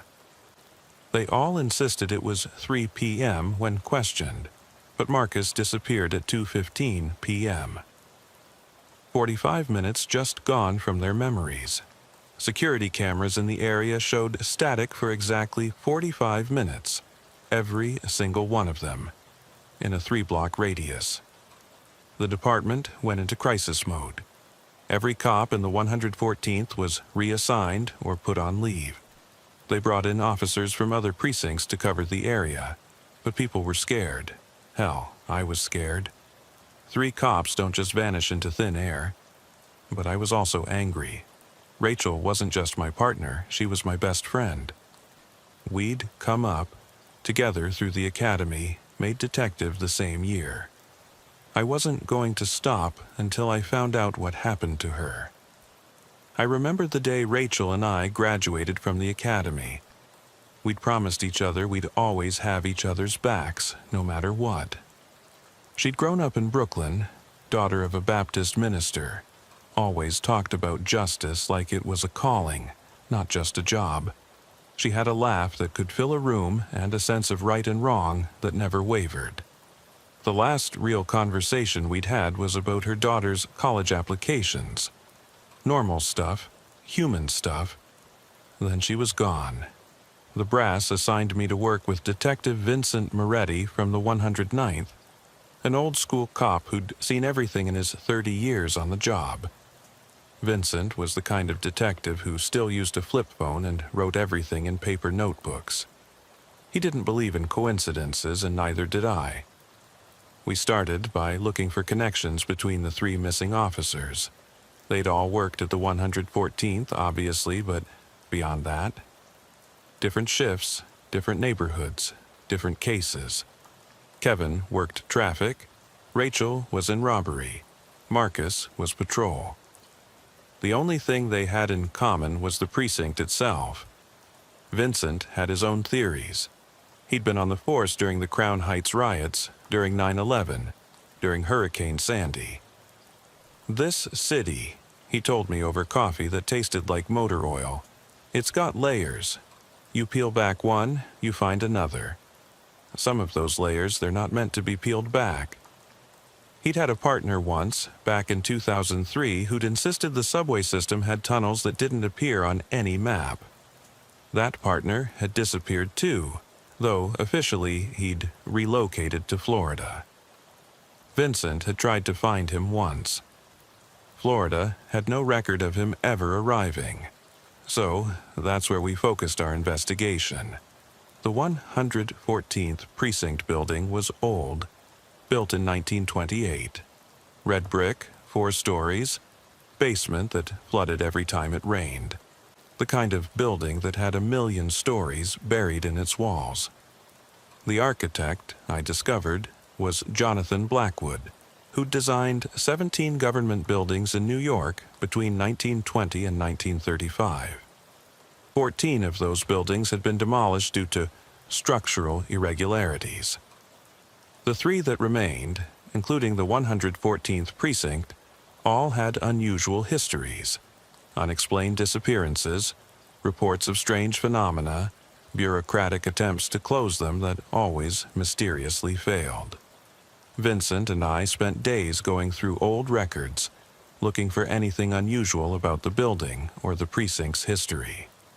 The records room clerk, Mrs. Patterson, had worked there for 40 years. She was helpful but nervous, constantly looking over her shoulder. "Some files," she whispered. "They read different each time you open them. Words change, dates shift." I stopped questioning it in '98. That's when I found the first reference to the vanishing. It was in a report from 1952, filed by a Detective James Sullivan.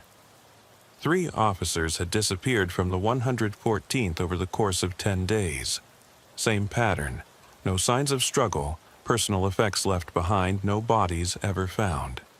The investigation went nowhere, eventually filed away as cold cases. Sullivan's final note was interesting. Recommend structural inspection of precinct building. Officers report strange sounds from within walls, particularly in the basement.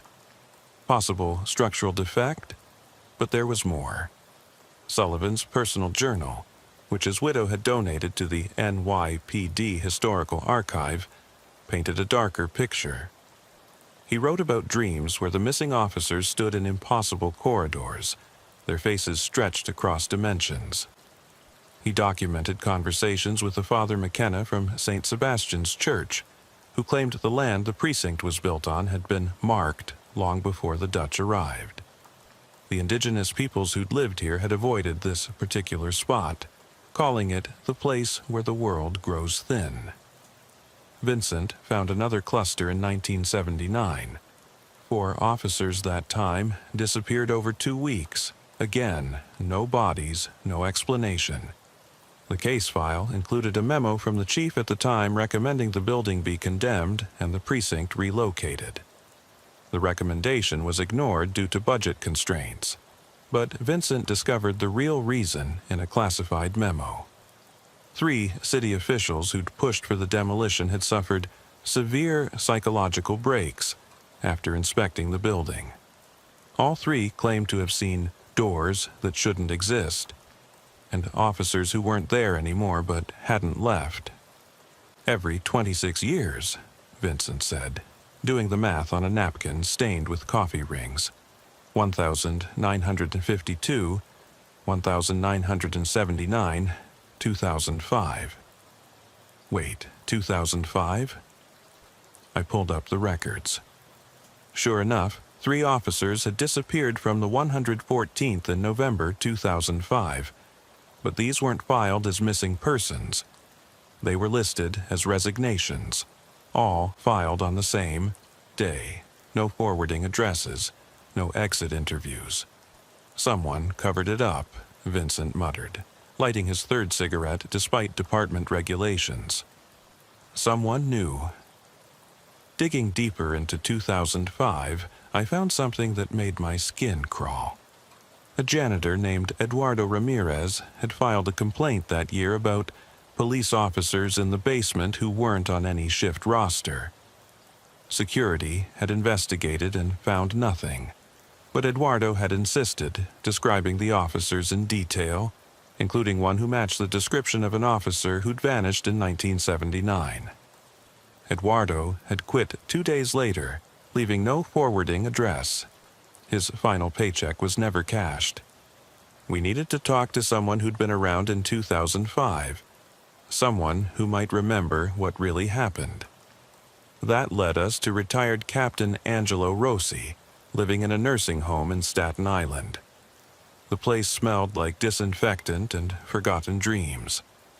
When we mentioned the 114th precinct, his face went pale. His hands, steady until that moment, began to shake. "You're cops," he said, his voice shaky with age and something else. Fear. "You took an oath to protect people.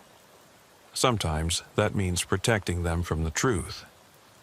3 officers are missing, Captain, I pressed. "If you know something—" "I know that building should have been torn down years ago," he interrupted. "I know that every 26 years it takes its price, and I know that asking questions only makes it worse. He refused to say more, but as we were leaving, he grabbed my arm with surprising strength. His eyes, clouded with cataracts, seemed to see through me. "Check the basement," he whispered. "The old evidence locker, the one they sealed in '79, but don't go alone. And whatever you do, don't go during a new moon. That's when the boundary is thinnest. That's when it feeds."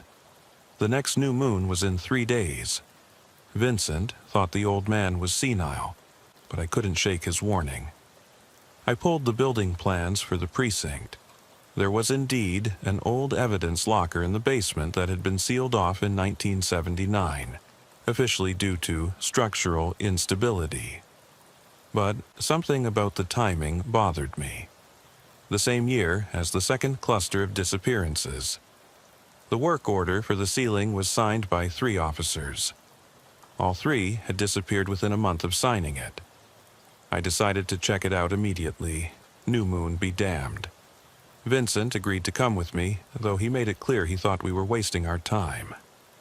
"But," he added, checking his service weapon, "I've been wrong before. Once or twice." We went after midnight, when the precinct was mostly empty except for the night shift. The basement was as depressing as any cop shop basement. Fluorescent lights that hummed and flickered. Walls painted that institutional green that seemed designed to drain your soul. The smell of mold and old paper. But underneath those familiar scents was something else. Ozone, like the air before a lightning strike, and something organic, almost alive. The sealed evidence locker was behind a metal door that had been welded shut. The welds were old but solid, and covered in what looked like scratch marks from the inside. Vincent had brought a portable cutting torch, probably illegal, definitely against department policy, but we were past caring about protocol. It took 20 minutes to cut through. The metal screamed as it separated, a sound that seemed to echo in frequencies that hurt to hear. The door swung open with a groan that echoed through the basement. The room beyond was wrong. I don't know how else to describe it. The dimensions didn't make sense. The building plan showed a room maybe 15 by 20 feet. But standing at the doorway, we were looking at a corridor that stretched far beyond what should have been the building's foundation. The walls were still that institutional green, but they were sweating something dark and oily. The fluorescent lights continued down the corridor, but they were all dead except for one about 30 feet in, flickering in a rhythm that seemed almost like Morse code. The air in the corridor moved wrong, flowing in directions that air shouldn't flow. It was cold, but the kind of cold that seemed to come from inside your bones rather than outside. And there was a sound, not quite hearing it, more like feeling it, a vibration that made my teeth ache and my vision blur at the edges. "This is impossible," Vincent said. "We're looking at the north wall. There should be dirt and foundation on the other side, not this." I took out my phone to take a photo, but the screen just showed static. Vincent's did the same. Our radios produced nothing but white noise that almost sounded like voices if you listened too carefully. We were cut off. "We should leave," Vincent said. "Get back up." He was right. Every instinct told me to turn around, to seal this door back up and pretend we'd never opened it. But then I saw something that made my blood run cold. About 20 feet down the corridor, hanging on a hook that seemed to grow from the wall itself, was Rachel's jacket. The leather jacket I'd bought her for her promotion to detective. The one with the small tear on the left shoulder from when she'd chased a suspect through a chain-link fence. "I'm going in," I said. "Sophia, no," but I was already moving. The corridor was cold, far colder than the basement outside. My breath came out in clouds that moved in impossible directions, sometimes falling up, sometimes spreading sideways. The walls felt soft when I accidentally brushed against one, like flesh rather than concrete, and warm despite the cold air. They had a pulse. I grabbed Rachel's jacket. It was real, solid, still smelled like her perfume, that vanilla and sandalwood combination she always wore. But underneath that scent was something else, ozone and copper and something ancient, something that had never been alive in any way we understand life. That's when I heard the whispers. They weren't in English or Spanish or any language I recognized. They seemed to come from the walls themselves, hundreds of voices speaking in unison, overlapping and interweaving like a tapestry of sound. And underneath the whispers, barely audible, I heard something that made me stop in my tracks. "Sophia?" It was Rachel's voice, distant and distorted, but definitely her. "Rachel," I called out, "where are you? Don't come any further." Her voice was clearer now and closer, but it seemed to come from multiple directions at once. "It's not what you think. We're not missing. We're recruited." "What are you talking about? Rachel, just tell me where you are." "I'm everywhere," she said, and I realized her voice was now coming from all around me, from the walls themselves. "We all are. Kevin, Marcus, the others. We're part of something older than the city, older than the department. The building isn't just a building, Sophia, it's a threshold. A threshold to what? To where the real crime happens. The crime between spaces, between realities. Someone has to police the boundaries, Sophia. Someone has to make sure things stay where they belong. Every 26 years it chooses new guardians. We investigate the murders that happen across 17 dimensions simultaneously. We pursue the thieves who steal objects before they exist. We arrest the entities that feed on human potential, the things that crawl through the cracks in reality. This is insane. Rachel, just come back. We'll figure this out together." I can't come back. None of us can. We're not human anymore, not entirely. We're something else now, something necessary. The city above, it's just the surface. There are layers beneath, beside, between. Crimes that happen in the spaces normal cops can't reach. We police those spaces now. The flickering light went out completely, plunging the corridor into darkness. But in that darkness I saw them. Figures in NYPD uniforms, but wrong. Their bodies seemed to exist in too many dimensions at once, shifting and folding in ways that hurt to perceive. I recognized Kevin's face, or what had been his face, now stretched across impossible angles.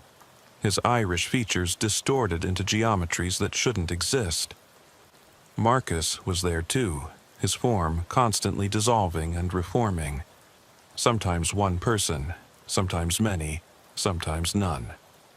And Rachel, my partner, my friend, standing before me in her uniform, but her eyes were holes that looked out onto star fields that shouldn't exist. Galaxies being born and dying in the space where her irises should be.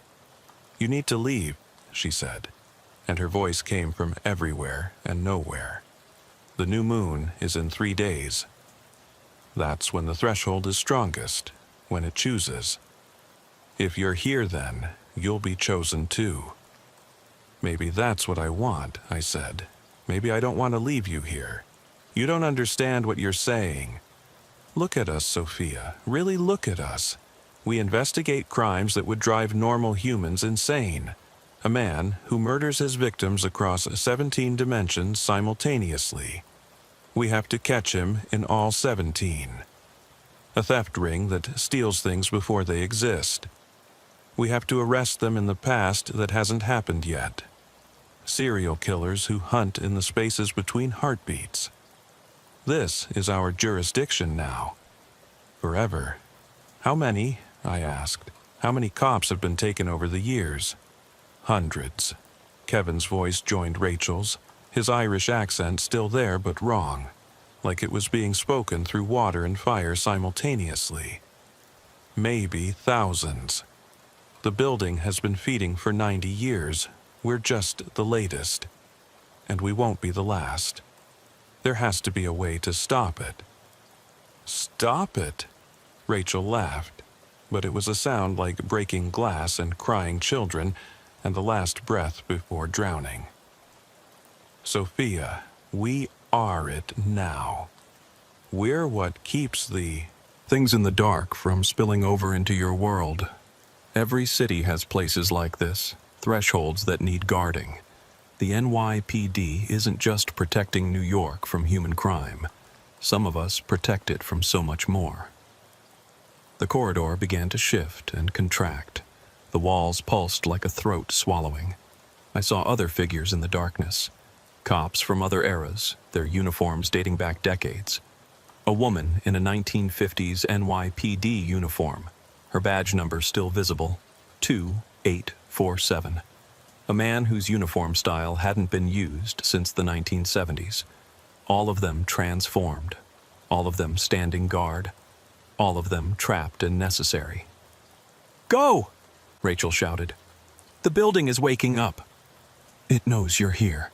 Go now and never come back." I ran.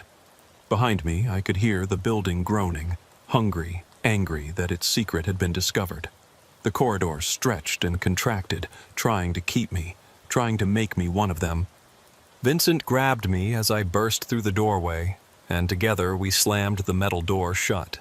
The sounds from beyond stopped immediately, as if they'd never been. "What did you see?" Vincent demanded. "You were only gone for 30 seconds, but you look like—" 30 seconds? I checked my watch. He was right. But I'd been in that corridor for at least 10 minutes. I told Vincent everything on the drive back to my apartment. He didn't say he didn't believe me. In this job, you learn that the impossible is just another word for Tuesday. But he did say we needed to be smart about this. "If what you saw is real," he said, "then we can't fight it. Not with guns or badges or warrants. This is something beyond our pay grade. So we just let it keep taking cops? Every 26 years, we just sacrifice our own? Or," Vincent said slowly, "we make sure the wrong people are in the wrong place at the right time." I understood what he was suggesting. The new moon was in 3 days. The building would be hungry, looking for new guardians. What if we made sure it got fed, but not with good cops? We had 3 days to set it up. 3 days to identify the corrupt cops, the ones who'd crossed the line, the ones who made the rest of us look bad. Every precinct had them. Cops on the take.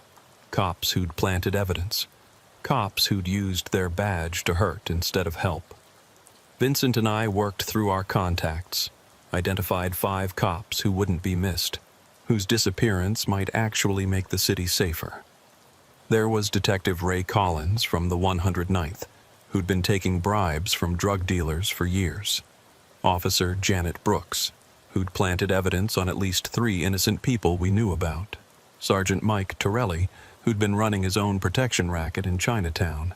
Detective Paul Anderson, who'd beaten suspects in custody and always somehow had the cameras malfunction. Officer Diana Lee, who'd been selling confiscated drugs back onto the street. It wasn't legal, it wasn't moral, but it was necessary. The night of the new moon, we made anonymous calls. Reported suspicious activity at the 114th precinct that required immediate investigation. Made sure our 5 targets were the ones who responded. Made sure they all ended up in the basement near that sealed door that Vincent had quietly cut open again. I watched from outside as the lights in the precinct flickered and died. I heard the screams, brief and quickly silenced, and then nothing. When the sun rose, 5 cops were missing. Their uniforms were found in the basement, neatly folded. The metal door was sealed again, but this time from the inside, welded shut with a heat that couldn't have come from any torch. The metal had rippled like water before freezing solid. The disappearances stopped. The 114th precinct continued to operate, its basement sealed off for renovations. Vincent and I never spoke about what we'd done. He retired 6 months later, moved to Florida. I transferred to Manhattan, tried to forget. But sometimes, late at night, my phone rings. No number shows up on the screen. When I answer, it's Rachel's voice, distant and distorted. "Thank you," she says. "The ones you sent us, they're being punished in ways you can't imagine." They police the worst of the boundary crimes now, the ones that hurt the soul. Collins investigates the murders of hope itself. Brooks chases thieves who steal memories from children.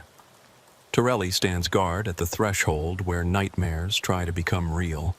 Anderson fights entities that feed on innocence. Lee pursues the dealers who traffic in human potential. It's justice, in its own way. "Are you okay?" I always ask. "I'm necessary," she always answers. "We all are. The city needs us, even if it doesn't know we exist, even if we don't exactly exist anymore." The line goes dead, and I'm left wondering if I saved the city or damned it.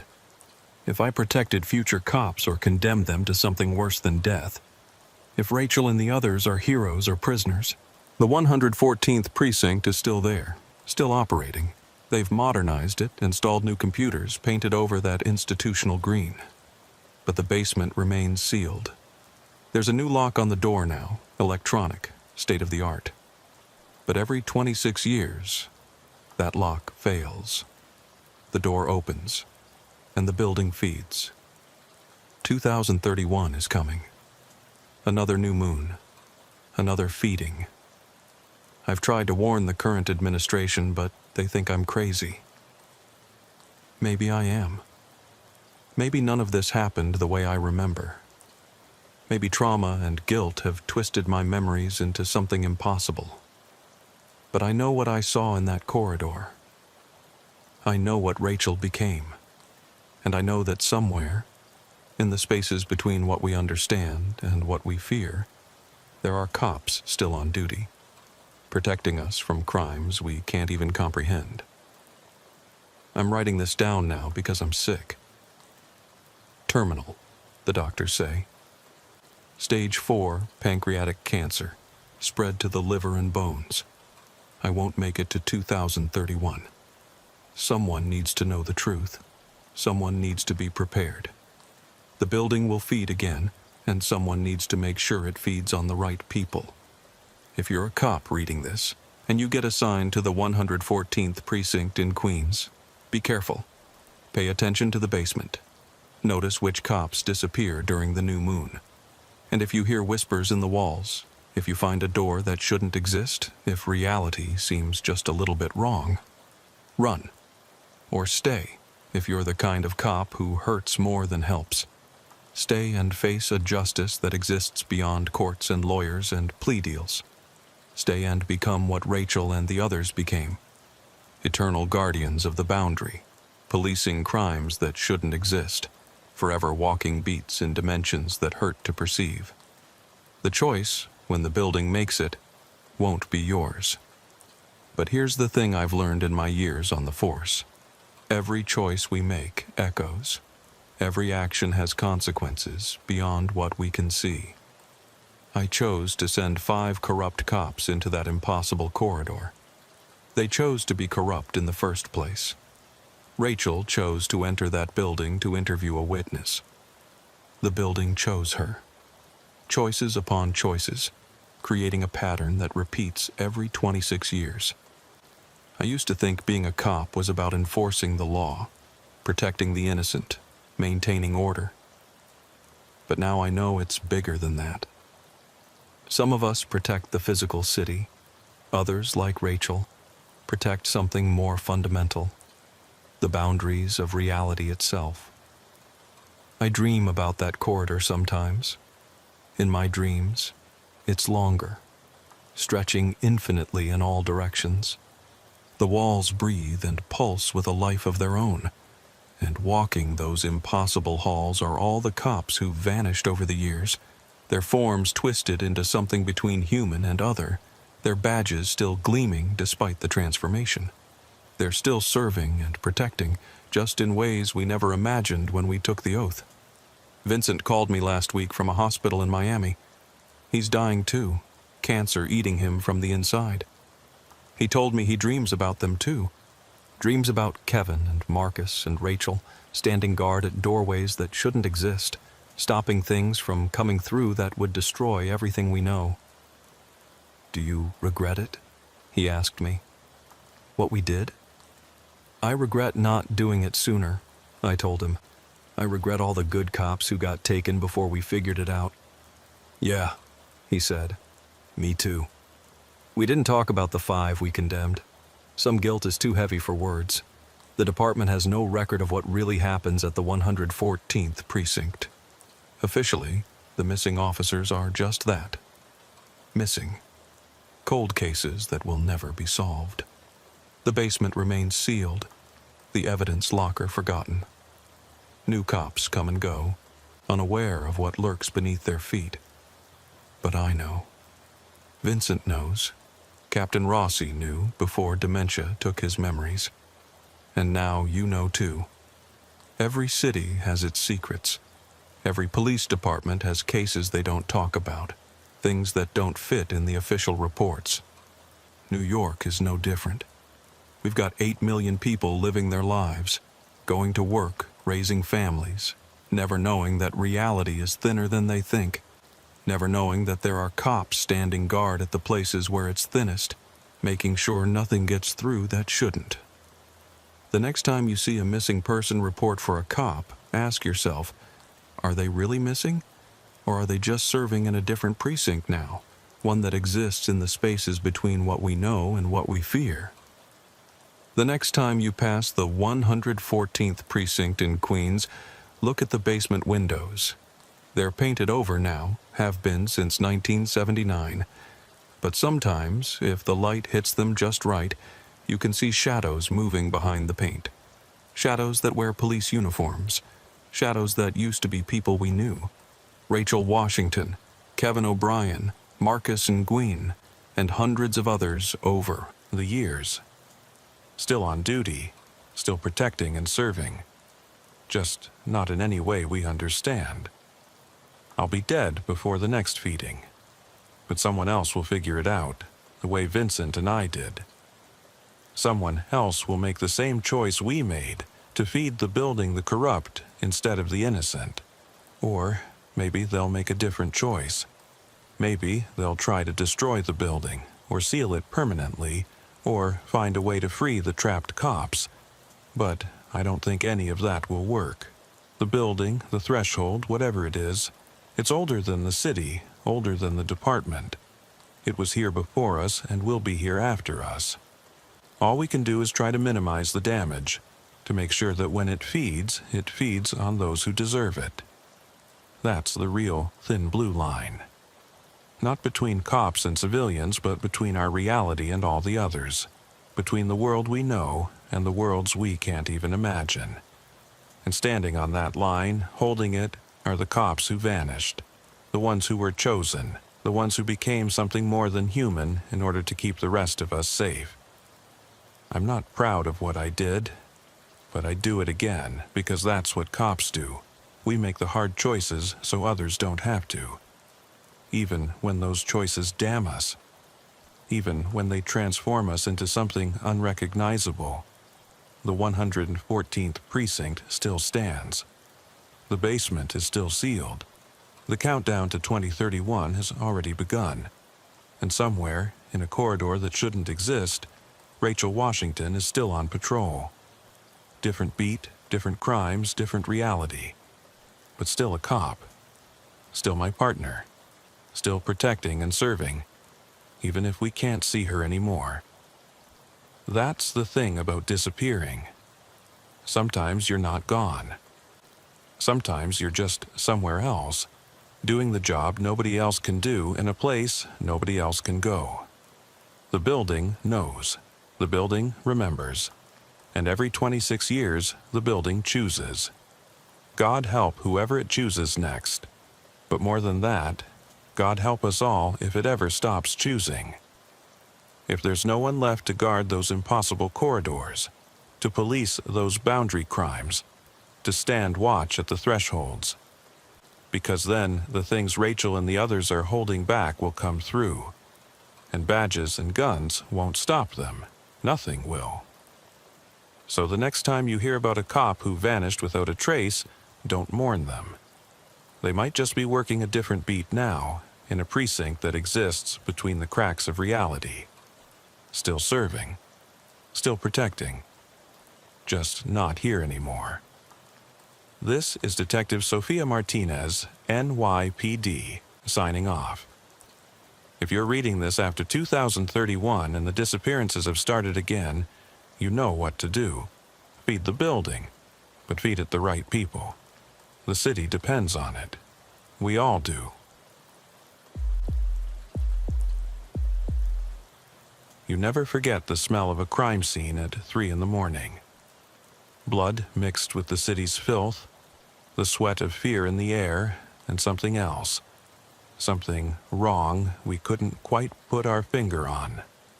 I'm Officer Maria Gonzalez, and I've been working the night shift at Manhattan's 23rd Precinct for 5 years. But until I found the records office, I didn't understand what we were really protecting after midnight. It started 3 months ago, in November 2019. I was partnered with Tommy Walsh, an Irish kid fresh out of the academy, all nervous energy and textbook procedures. We were patrolling the Lower East Side, that maze of old tenements and new condos where gentrification hadn't quite finished its meal. The call came in at 2:17 a.m., domestic disturbance at 489 Delancey Street, apartment 4F. Nothing unusual about that. You work nights in New York, half your calls are domestic disputes. Neighbors tired of hearing screaming through thin walls, finally fed up enough to call it in. But when we got there, the building super, an old Dominican man named Carlos, was waiting for us on the stoop, chain-smoking and muttering prayers. "It's not normal fighting," he said, not meeting our eyes. "It's something else. Started 3 hours ago, same time as always." "Same time as always?" Tommy asked, pulling out his notepad like the eager rookie he was. "This is a recurring issue?" Carlos nodded, crushing his cigarette under his heel. "Every night for 2 weeks. Always starts at 11:17 p.m. Always ends at 3:33 a.m.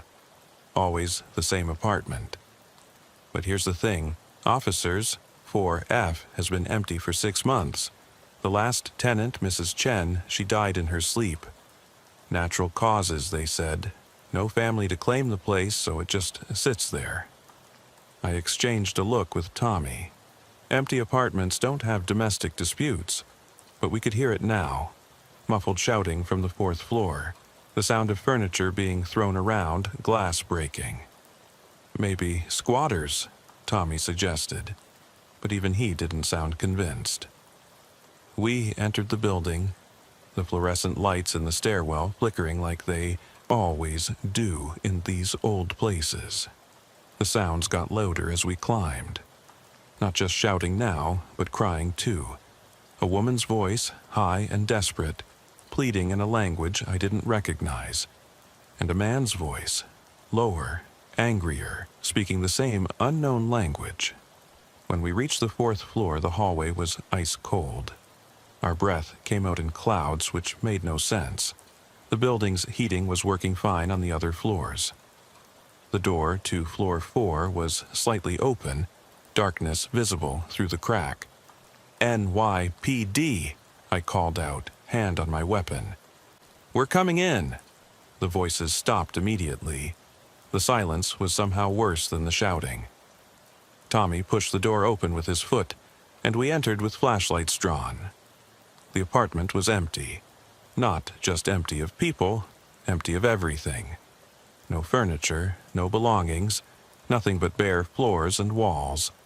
The windows were intact. There was no broken glass, no overturned furniture because there was no furniture to overturn. "What the hell?" Tommy whispered. That's when I noticed the marks on the floor. Scratch marks, like someone had been dragged, but they didn't lead anywhere. They just stopped in the middle of the room, forming a rough circle. and in the center of that circle there was a stain.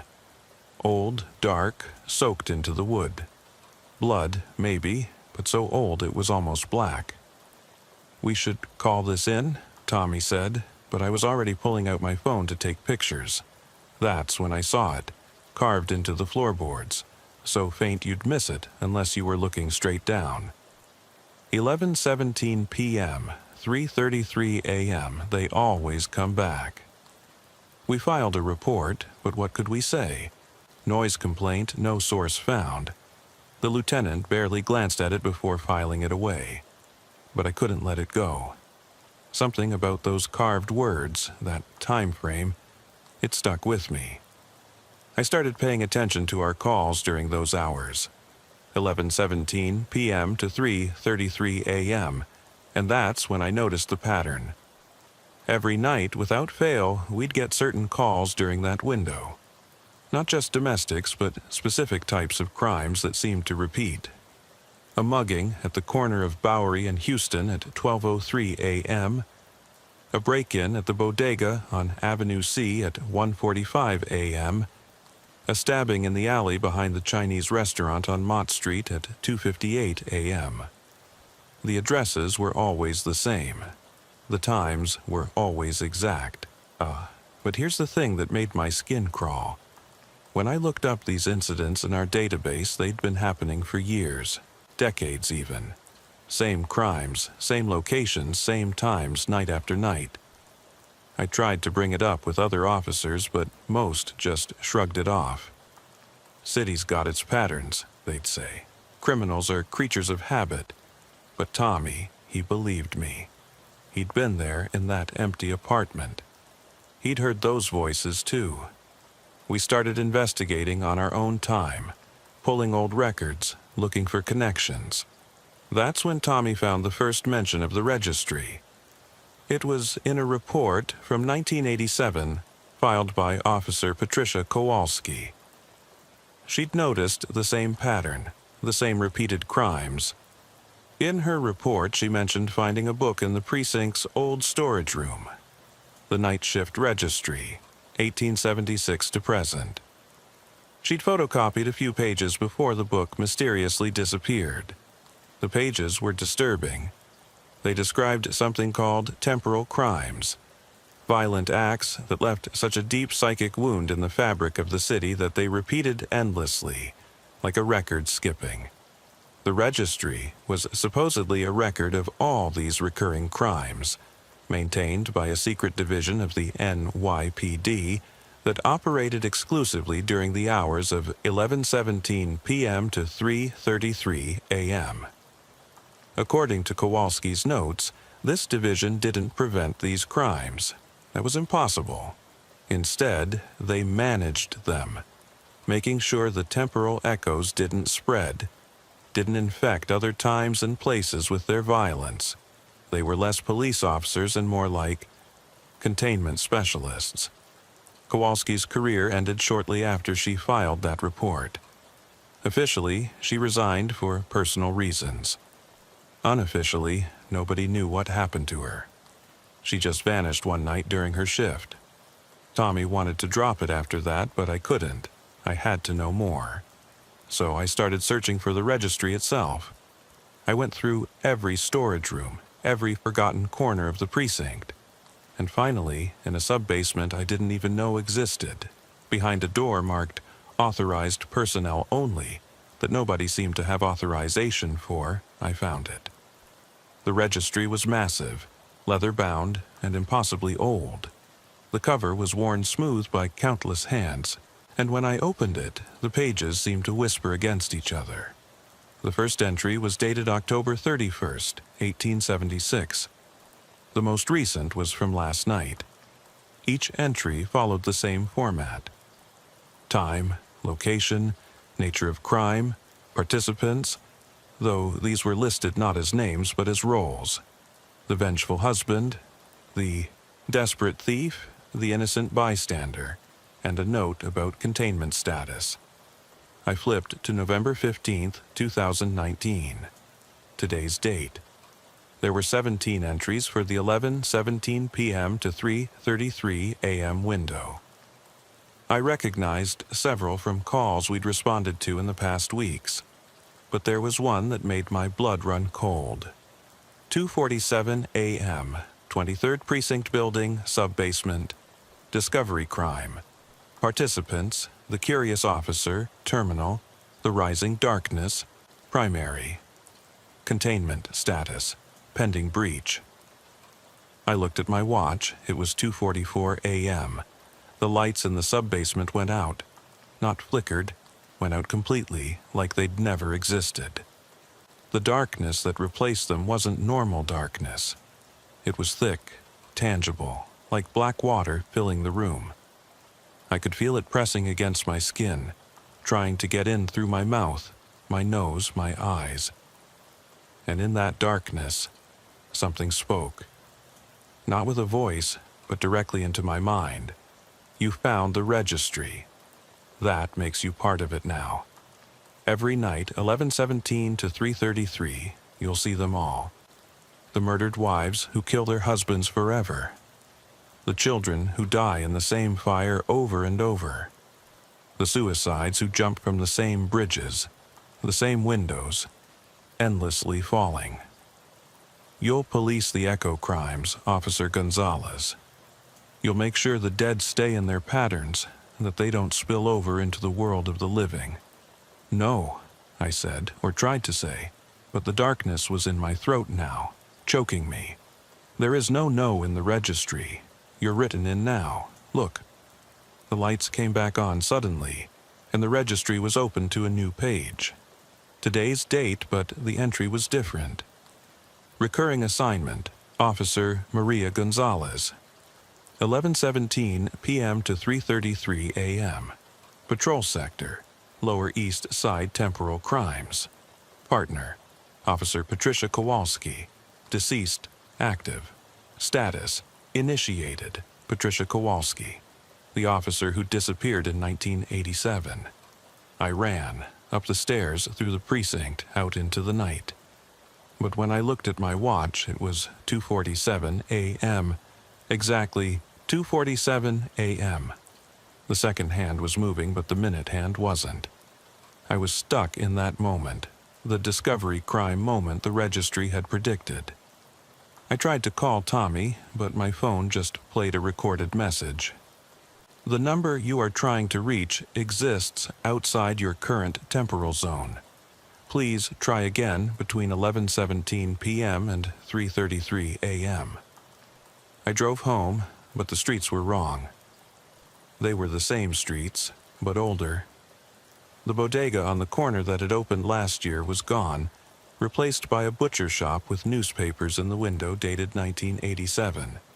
A woman stood under a streetlight, and when she turned to look at me, I recognized her from the photo in her personnel file, Patricia Kowalski, looking exactly as she had the night she disappeared 32 years ago.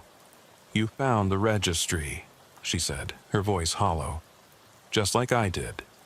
Now you're part of the night shift, the real night shift. This isn't real, I said. This can't be real. Real is relative after 11:17, Patricia replied. You'll see crimes that happened decades ago happening right now. You'll arrest the same criminals every night, process the same victims every morning. You'll file reports that no one in the day shift will ever see because they exist in a different time. How do I get out? Patricia laughed, but there was no humor in it. You don't. You serve your shift every night forever. That's the deal. Someone has to police the temporal crimes. Someone has to make sure the murdered stay murdered, that they don't come back wrong. That's us now. As she spoke, I started seeing them. Shadows moving in windows that should be dark.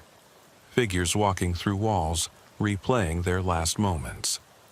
A man in 1950s clothing, stabbing a woman in an alley that hadn't existed for 20 years. A child from the 1970s running from a fire that was simultaneously happening, and had happened, and would happen again. We don't stop them, Patricia explained. noticing my horror. We can't. They already happened. We just make sure they happen correctly, that they don't leak. You ever wonder why some crimes feel wrong? Why some murders seem especially cruel, especially senseless? That's when a temporal crime leaks into the present, when the echo becomes louder than the original scream. But Tommy, my partner, he knows about this. He can help. Your partner exists in linear time. You don't anymore. To him, you'll clock in at 11:17 p.m. and clock out at 3:33 a.m. and he won't remember anything strange. That's how it works. We exist in the gap, in the repeated hours where the city's wounds won't heal. I wanted to run again, but where would I go? Every street led back to the same moment. Every turn brought me face to face with another temporal crime. I saw a woman jump from a building that had been demolished in 2003, her scream echoing across decades. I saw a gang war from the 1980s playing out in the same intersection where hipsters now drank coffee during the day. "The first few weeks are the hardest," Patricia said, almost kindly. "You'll try to interfere, try to save them. But you can't save someone who's already dead. You can't prevent a crime that's already happened. All you can do is observe, document, and contain. Contain how?" She pulled out what looked like a standard issue citation book, but the pages glowed with a faint blue light. "You write them up. Every temporal crime gets a citation. It keeps them locked in their loop. Without the citations, they start to spread. A murder in one apartment becomes murders in every apartment in the building. A suicide from one bridge becomes the epidemic of jumpers. The paperwork is what keeps the darkness at bay." She handed me my own citation book. It was heavier than it looked and warm to the touch. When I opened it, I saw that the first page already had an entry. Officer Maria Gonzalez, badge number 7892, assigned to Temporal Crime Division, November 15th, 2019, in perpetuity. Shift hours, 11:17 p.m. to 3:33 a.m. Jurisdiction, past, present, and potential crimes, Lower East Side Sector. "In perpetuity?"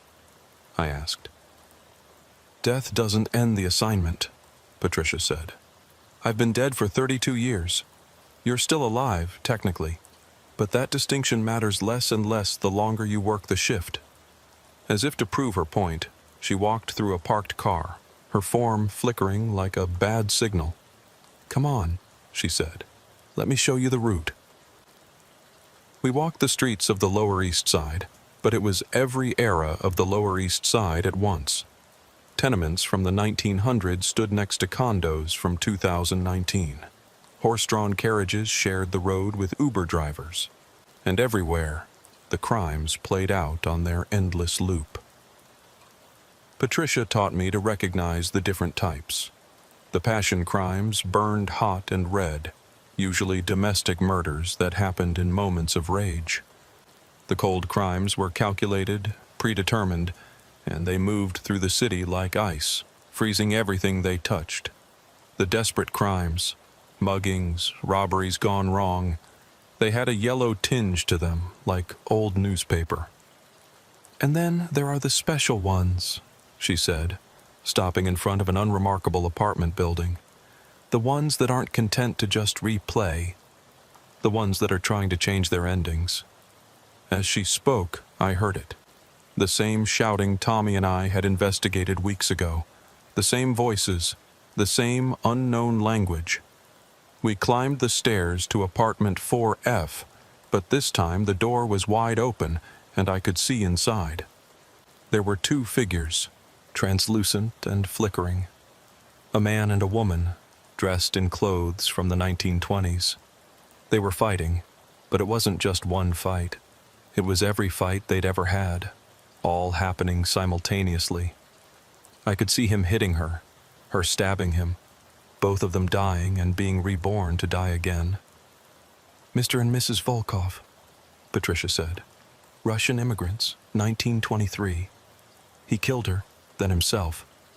But they got stuck in the loop together. Every night they relive it, and every night they try to change it. He tries not to hit her, she tries not to grab the knife, but they always fail, because it already happened. That's horrible, I said.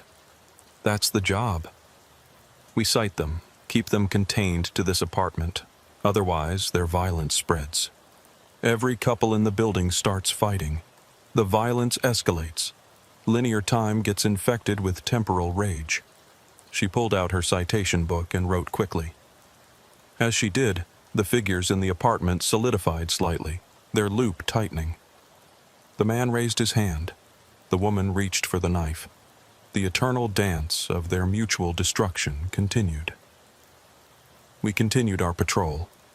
I saw a child who had died in a sweatshop fire in 1911, still trying to escape through windows that no longer existed. I saw a cop from the 1960s, shot in the line of duty, still trying to call for backup on a radio that connected to nowhere. I saw suicides and murders and accidents, all repeating endlessly in the spaces between seconds. Why these hours? I asked. Why 11:17 p.m. to 3:33 a.m.? The veil is thinnest then, Patricia explained.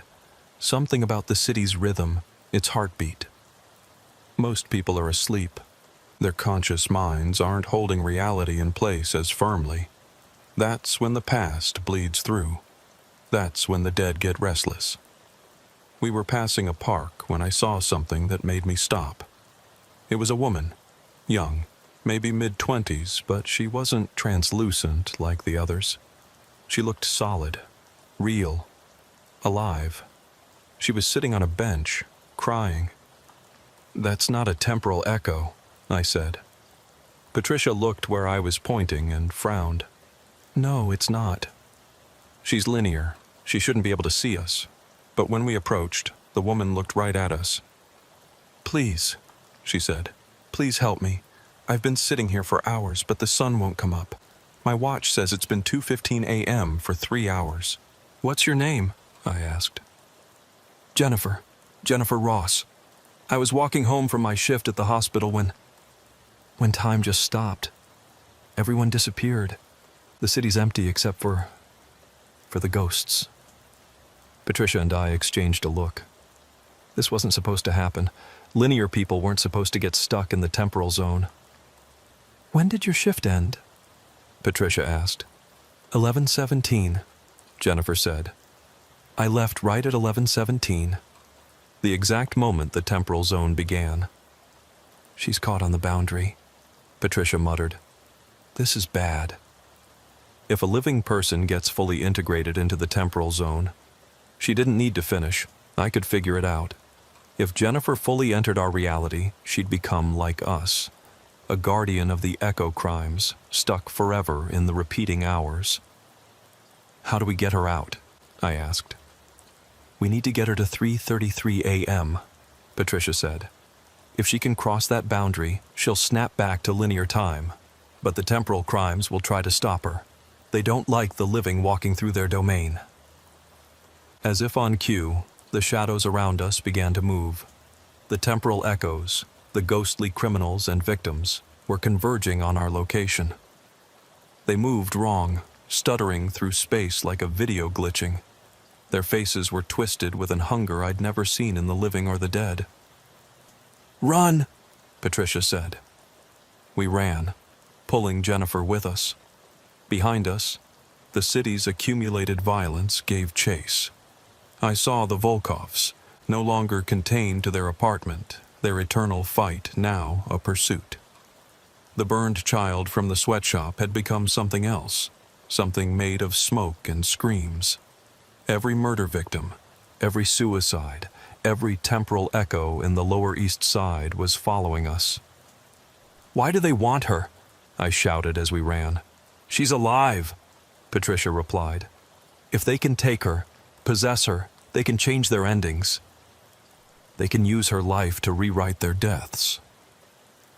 We turned a corner and found ourselves in Times Square. but it was every version of Times Square at once. The modern electronic billboards overlapped with signs from the 1970s, which overlapped with newspapers from the 1920s. The temporal echoes were coming from every era now, not just the Lower East Side, but all of Manhattan's violent dead. I looked at my watch. 3:31 a.m., 2 minutes. "We're not going to make it," Jennifer sobbed.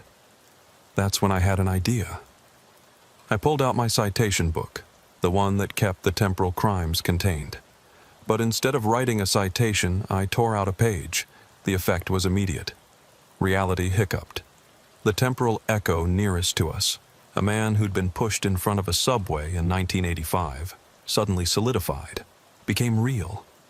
He looked at his hands in wonder, then ran into the night, free from his loop. "What are you doing?" Patricia screamed. "You can't release them." "I'm not releasing them," I said, tearing out another page. "I'm trading them." Each page I tore out freed a temporal echo, gave them a second of true existence. And in that second, they forgot about Jennifer, forgot about their hunger for life. They were too busy experiencing their freedom. 3:32 a.m. We were almost at the precinct. If we could get Jennifer inside, get her to a safe space when 3:33 hit, she might snap back to linear time. But the Volkovs were faster than the others. They'd been fighting for almost a century. They had more rage, more practice with violence. The husband reached for Jennifer with hands that had killed before, would kill again, were always killing. I did the only thing I could think of. I stepped between them and opened the registry itself, showing them their own entry. October 13th, 1923. Domestic violence / murder-suicide. Participants: Mikhail Volkov, perpetrator; Elena Volkov, victim perpetrator. Status: contained. "That's all you are," I told them. "A entry in a book, a crime that already happened. You can't change the ending because the ending was written before you even started." They paused, staring at their entry. Elena Volkov's ghostly face crumpled with despair. "We just wanted to do it differently," she whispered.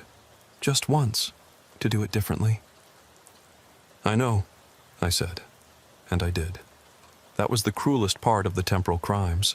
The criminals and victims were both trapped, both suffering, both trying to change something that couldn't be changed. 3:33 a.m. The world snapped like a rubber band. Jennifer vanished, hopefully returned to linear time. The temporal echoes dissolved back into their loops, their patterns, their endless repetitions. Patricia and I stood alone in the suddenly normal-looking Times Square as the sun began to rise. "You broke protocol," Patricia said. "You released temporal echoes." You showed them the registry. "I saved someone. This time. But what about next time? What about when someone else gets stuck? You can't tear out pages every night. Eventually, there won't be any containment left." She was right, but I was beginning to understand something about the night shift, about our real job. We weren't just containing the temporal crimes, we were witnessing them. We were the only ones who saw their pain, their endless loops, their desperate attempts to change. "Maybe that's the point," I said. "Maybe we're not just here to contain them. Maybe we're here to remember them, to acknowledge that they're more than just echoes." Patricia looked at me for a long moment. "You won't last," she said finally. "Officers who think like that, who empathize too much, they don't last. They either quit, go insane, or worse, they join the echoes, become temporal crimes themselves." "What happened to you?" I asked. "Really happened, not what the file says." Patricia smiled sadly. "I tried to save one, a little girl who burned in a tenement fire in 1955. Every night, I watched her die. Every night she reached for me, begged me to save her. Finally, I couldn't take it anymore. I reached back. She held up her hand, and I could see through it more clearly now, could see that she was fading. The moment I touched her, I started to become like her. Not dead, not alive, but something in between. I've been fading ever since. Another few years, maybe less, and I'll be just another echo, another entry in the registry. Is there any way out? Any way to end this? The registry has existed since New York was New Amsterdam. There have always been officers of the night shift, in one form or another. The indigenous people had their own version before Europeans arrived. It's not a job you quit.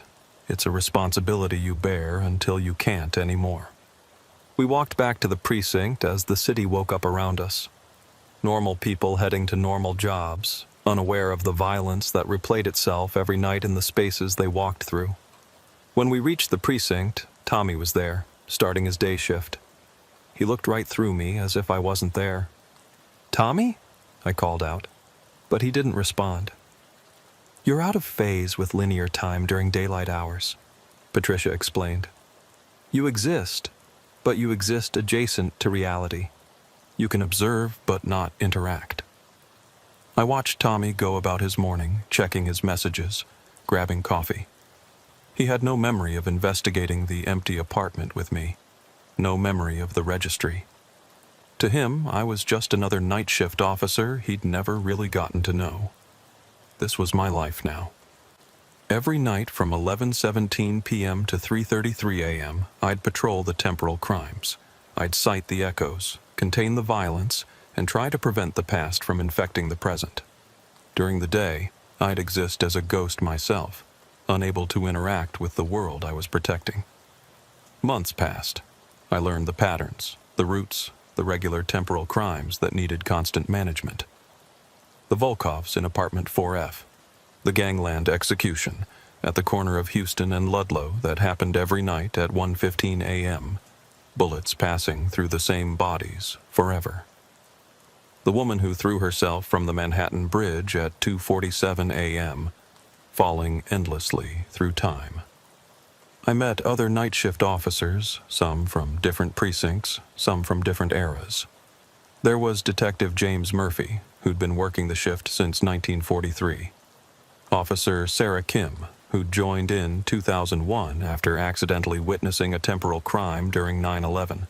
Because yes, even that tragedy had its echoes, its repetitions, its souls caught in endless loops of falling. We'd meet sometimes at a diner that existed only between 2 and 3 a.m., a place where night shift officers could eat and pretend to be normal for an hour. The food was always the same. Coffee that tasted like 1952, pie that tasted like 1987, burgers that tasted like tomorrow. The worst part, Detective Murphy once told me, isn't the violence. It's the hope. Every night they hope it will be different. Every night they try to change. The murderers try not to murder. The victims try to escape. But the script is already written. We're all just playing our parts. He was fading too, like Patricia. They all were, all the officers who'd been on the night shift too long. Eventually, we'd all become echoes ourselves, temporal crimes of a different sort. But there were moments of not quite beauty, but something close. Sometimes a temporal echo would achieve a moment of peace. The Volkovs would pause in their fighting and dance, just for a second, remembering the love that had once existed before the violence. The falling woman would sometimes smile as she fell, experiencing a moment of flight before the impact that never quite came. And sometimes we could make a difference, not in changing the crimes, but in how they were experienced. I learned that if I stood in certain places at certain times, my presence would calm the echoes. They seemed to recognize us, the night shift officers, as witnesses to their pain, and being witnessed, being remembered as more than just violence, seemed to give them a kind of peace. One night, about 6 months into my assignment, something changed. I was doing my regular patrol when I noticed a new temporal crime, one that wasn't in the registry. A young man, maybe 17, being shot in an alley that hadn't existed in any era I knew. He wore clothes that looked wrong, fabric that seemed to shift between different time periods. I approached cautiously. The boy was dying, had been dying, would always be dying, but he looked at me with eyes that were fully aware, not the glazed look of most temporal echoes. "You're Officer Gonzalez," he said. "You're the one who saved Jennifer Ross." I froze. How did he know about that? "I'm from 2047, he continued, his voice weak but clear. "In my time, the temporal crimes have spread beyond the night shift hours. They're happening all day, every day. The barrier is breaking down. The registry is failing." "That's impossible. The night shift." "The night shift ends in 2031, he interrupted. "When the last officer fades completely and there's no one left to replace them. No one knows about the registry anymore. No one volunteers for the duty. The temporal crimes go uncontained. The past eats the present, eats the future." "So you came back to warn us?" "I came back to become a temporal crime myself," he said.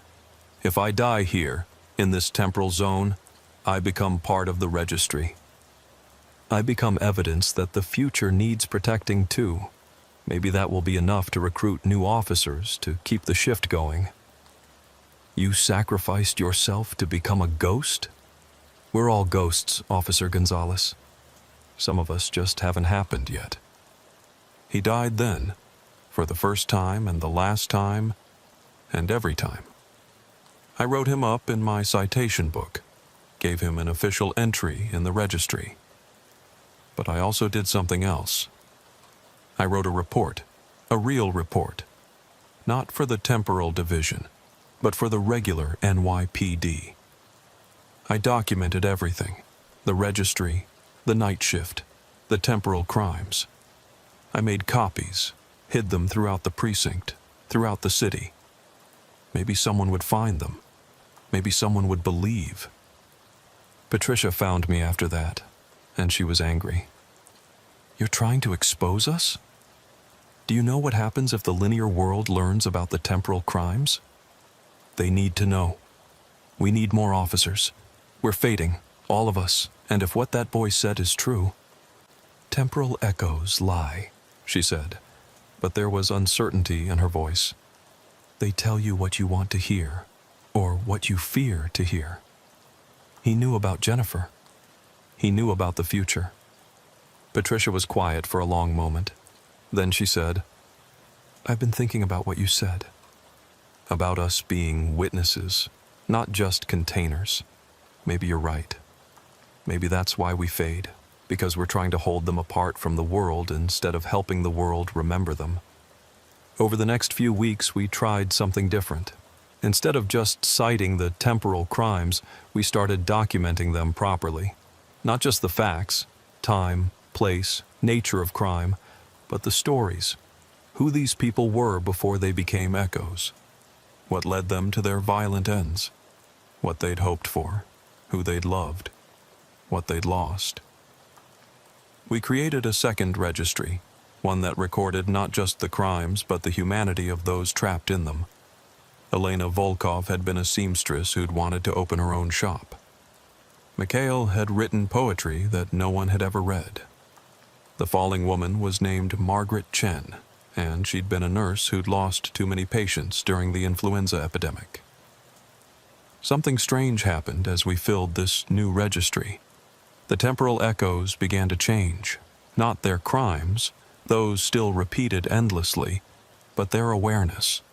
They started to see us more clearly, to recognize us not as captors but as chroniclers. Some even began to speak to us, to tell us their stories in the moments between violence, and we stopped fading as quickly. "It's because we're not fighting them anymore," Patricia realized. "We're not using our energy to contain them. We're using it to remember them, but remembering came with its own price. The more we knew about the echoes, the harder it became to watch them suffer.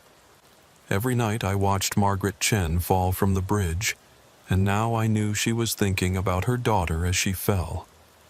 Every night I watched the Volkovs fight, and now I knew they were recreating the only passionate connection they'd ever had, even if it was violent. One night, a year into my service, everything changed again. I was writing in the new registry when I heard footsteps in the sub-basement. Not the stuttering steps of a temporal echo, but solid, real footsteps. It was Tommy Walsh, my old partner from linear time. "Maria?" he said, and I nearly dropped the registry. He could see me. He was here, in the temporal zone, during the night shift hours, and he could see me. "How?" was all I could manage. "I've been researching," he said, holding up a stack of papers. "Ever since you disappeared, everyone said you quit, but I knew better. I found your reports, the ones you hid. I learned about the registry, the night shift, and I figured out how to cross over. Tommy, you can't be here if you get stuck." "I'm not staying," he said quickly. "But Maria, I found something. In the city archives, in the really old stuff. The registry isn't just a record, it's a contract, and contracts can be renegotiated." He showed me a document from 1676 written in Dutch. Even without being able to read it, I could feel the power radiating from the old paper. "The original agreement," Tommy explained, "between the city and something else. Something that feeds on repetition, on patterns, on violence that echoes through time. The night shift officers aren't just protecting the city from temporal crimes. They're feeding this thing, keeping it contained by giving it a steady diet of repeated violence." "So we're not protectors," I said, feeling sick. "We're farmers. We're cultivating the temporal crimes for something else to feed on." "But here's the thing," Tommy continued. "The contract has a termination clause. If the city ever becomes truly peaceful for one full cycle of night shift hours, 11:17 p.m. to 3:33 a.m., the contract ends. The temporal crimes stop repeating. The echoes are freed." "The city's never peaceful," Patricia said, appearing behind us. I hadn't heard her approach. "There's always violence somewhere." "Not on December 31st, 1899, Tommy said. "I checked the records. For those exact hours, as the century turned, there wasn't a single reported crime in New York City. Everyone was celebrating or sleeping or praying. For just those hours, the city was at peace.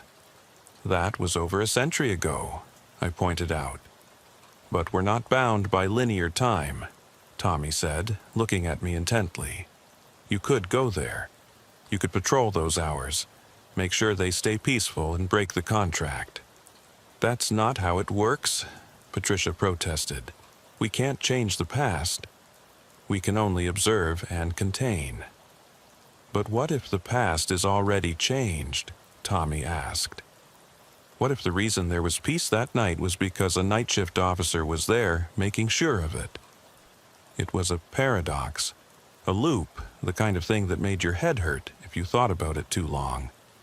But it was also hope, the first real hope I'd felt since finding the registry. "How would I even get there?" I asked. Tommy pulled out an old badge, tarnished and worn. "This belonged to Officer Michael O'Sullivan, night shift, 1899. I found it in an evidence box that shouldn't exist. If Patricia's theory about objects carrying temporal resonance is correct." Patricia took the badge, examined it closely. "It might work. Objects connected to specific temporal crimes can sometimes serve as anchors. But Maria, if you go back and the plan doesn't work, you might be stuck in 1899's night shift forever. As opposed to being stuck in 2019's night shift forever?" She had no answer to that. We spent the next week preparing. Patricia taught me how to navigate temporal currents, how to use the badge as an anchor. Tommy researched everything he could about New York on December 31st, 1899. The other night, shift officers thought we were crazy, but a few offered their help. Detective Murphy gave me his citation book from the 1940s, saying it might work better in the past. Officer Kim taught me phrases in languages that were common in 1899's New York. On the night of the attempt, Tommy insisted on being there. If this works, he said, someone needs to witness it from linear time. Someone needs to remember that it happened. At exactly 11:17 p.m., I held Officer O'Sullivan's badge and let myself fall backward through time. The sensation was like drowning in reverse, being born and dying simultaneously. I saw the city's history in reverse. September 11th healing itself. The Twin Towers rising from nothing, wars ending and beginning, buildings crumbling into existence. And then I was there. December 31st, 1899, 11:17 p.m. The city was different but familiar. Gas lamps instead of electric lights, horses instead of cars, but the same energy, the same sense of possibility. And everywhere, people celebrating the turn of the century. I could feel the temporal crimes trying to manifest. A murder that wanted to happen on Mulberry Street. A suicide attempting to occur at the Battery. But they were weak here, uncertain. This night was special, protected by the joy and hope of thousands of souls looking forward to a new century. I patrolled as I'd been trained, but instead of citing crimes, I prevented them. I directed a drunk man away from the confrontation that would have ended in violence. I stood between a desperate woman and the river until she decided to see the new century after all. I was everywhere and nowhere, a guardian of peace rather than a chronicler of violence, and it was working. The hours passed without a single temporal crime taking root. The city remained at peace. At 3:32 a.m. I felt it, the contract straining, reality bending. Whatever entity had made the original deal was stirring, angry at being cheated of its meal. Then I saw him, Officer O'Sullivan, the original owner of the badge. He was a temporal echo, but different. He wasn't trapped in violence, he was trapped in duty, eternally walking his beat on this night that never ended for him. "So you're the one," he said in a thick Irish accent. "The one from tomorrow who comes to yesterday to fix today." Something like that. "I volunteered for this," he said. "To guard this night forever, to make sure it stays peaceful. Been walking this same beat for over a century, keeping the contract from being fulfilled. But I'm here to break the contract."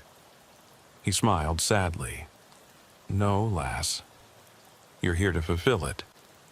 The contract doesn't end when the city is peaceful. It ends when a night shift officer chooses peace over duty, when they stop feeding the beast and start feeding hope instead." "I don't understand." "The entity feeds on repetition, on patterns. But what pattern is stronger than hope? What echoes more powerfully than the moment when a century turns and everyone believes tomorrow will be better? That's what you're really doing here, creating a temporal crime of hope, something so powerful it overwrites all the violence." 3:33 a.m. approached. Around us, the city celebrated, unaware of the cosmic negotiation happening in their midst. "Make the choice," O'Sullivan said. "Choose to break the pattern.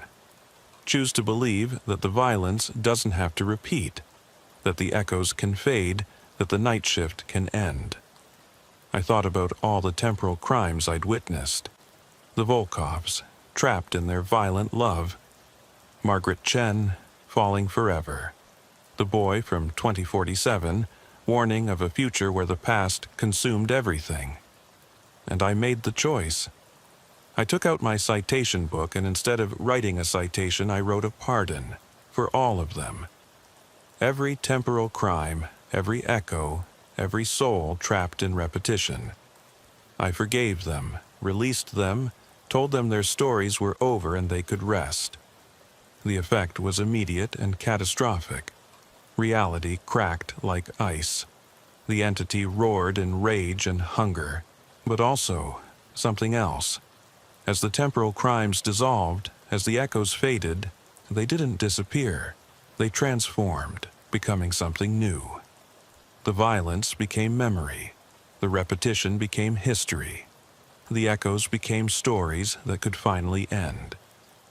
I felt myself being pulled back to 2019, through all the years, all the crimes, all the suffering. But it was different now. The temporal crimes weren't repeating. They were completing, finding their conclusions, their peace. I landed in the sub-basement of the 23rd Precinct at exactly 3:33 a.m., December 31st, 2019. Tommy was there, Patricia too, and they were staring at me in wonder. "Did it work?" Tommy asked. I looked at Patricia. She was solid, real, no longer fading. "You're alive," I said. "We all are," she replied, tears streaming down her face. "All the night shift officers. We're not echoes anymore. We're people again." The registry was still there, but when I opened it, the pages were different. Instead of ongoing crimes, they showed completed cases. Every temporal crime had a resolution, an ending, a final entry that said simply, "Case closed." Over the next few days, we discovered the extent of the change. The night shift still existed, but it was different. Instead of containing temporal crimes, we were now more like temporal social workers. The echoes were still there, but they weren't trapped. They were just visiting, saying goodbye, finishing their stories. The Volkovs came to me on the first night of the new system. They weren't fighting. They were dancing, as they had on their wedding day before everything went wrong. "Thank you," Elena said, "for seeing us as more than our worst moment." "What will you do now?" I asked. "Move on," Mikhail replied. "Finally move on." And they did, fading not into repetition but into whatever comes after. Margaret Chen stopped falling and started flying. Her last moments transformed from despair to release. The boy from 2047 returned to his own time, which now existed because the future was no longer being eaten by the past. Tommy joined the night shift officially, working with us to help the remaining echoes find peace. We became counselors, therapists, witnesses to the city's healing. The hours of 11:17 p.m. to 3:33 a.m. became a time of reconciliation rather than repetition. Patricia, fully alive again, took over the day shift coordination, helping regular cops understand that sometimes the voices they heard in old buildings weren't threats but farewells. The city began to acknowledge its ghosts, to honor them rather than fear them. The registry transformed too. It became a memorial, a record not of ongoing crimes, but of lives lived and lost. We still added entries, but now they were stories of resolution, of justice finally served, of peace finally found. One night, about a month after the change, Officer O'Sullivan appeared to me. Not as an echo, but as something else, something more complete. "Thank you," he said, "for completing what I started, for having the courage to choose hope over duty." "What happens to you now?" I asked. "I get to stop walking the beat," he said with a smile. "After 120 years, I finally get to go home." He tipped his cap and walked into the dawn, disappearing not into repetition but into rest. The night shift continues, but it's different now. We still patrol from 11:17 p.m. to 3:33 a.m., but we're not guarding against the past. We're helping it heal. Every night a few more echoes find peace.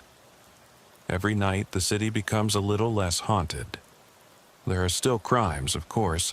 New York is still New York. But they don't repeat endlessly anymore.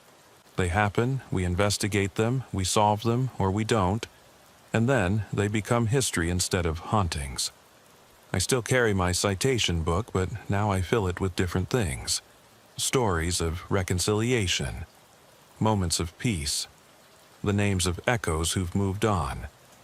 It's becoming less like a ledger of crimes and more like a book of memories, a record of healing.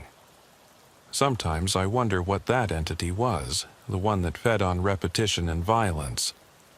Tommy thinks it was some kind of parasitic consciousness, feeding on human suffering. Patricia believes it was the city's shadow self, its accumulated trauma given form. Detective Murphy, who's enjoying his second chance at life, thinks it was just a mistake, a cosmic clerical error that got out of hand. Me? I think it was loneliness. Something ancient and hungry that didn't know any other way to connect except through repetition, through patterns, through the endless echo of violence. And maybe, by breaking the pattern, we taught it a different way to exist. Maybe it's still out there, learning to feed on joy instead of pain, on hope instead of despair. The city feels different now. Lighter, despite all its problems. Like a weight has been lifted, a debt has been paid. The past is still there, but it's not pressing down on the present anymore. It's just the past. I still work the night shift. We all do, those of us who went through the change. It's not a curse anymore, but a calling. We're the guardians of the city's memories, the shepherds of its ghosts, the witnesses to its healing. And every night from 11:17 p.m. to 3:33 a.m., we walk the streets of every New York that ever was, helping the echoes find their endings, helping the stories find their close. Because that's what the real night shift is about. Not containing the darkness, but guiding it toward the light. Not trapping the past, but helping it pass. The registry sits in the sub-basement still, available for anyone who needs to read it. But it's not a book of ongoing crimes anymore. It's a book of closed cases, of stories that finally got their endings. And at the very last entry, written in my hand, it simply says, "The night shift continues, no longer as guardians of repetition, but as guides to resolution. We serve from 11:17 p.m. to 3:33 a.m., not to contain the past, but to help it find peace. This is our duty, our privilege, our purpose. To remember, to witness, to heal. The city's wounds no longer repeat, they scar, they fade, they become part of the story instead of the whole story. This is the new contract, written not in blood but in hope. May it hold for as long as the city needs us." And below that, a note from Officer O'Sullivan, somehow written across time, "Every ending is a beginning. Every ghost was once a person. Every echo was once a voice. Remember them not for how they died, but for how they lived. This is the true duty of the night shift." I close the registry and return to my patrol. It's 2:47 a.m., the time when Margaret Chen used to fall. But tonight, like every night since the change, she's not falling. She's sitting on the bridge, watching the city lights, finally at peace. "Beautiful night," she says as I pass.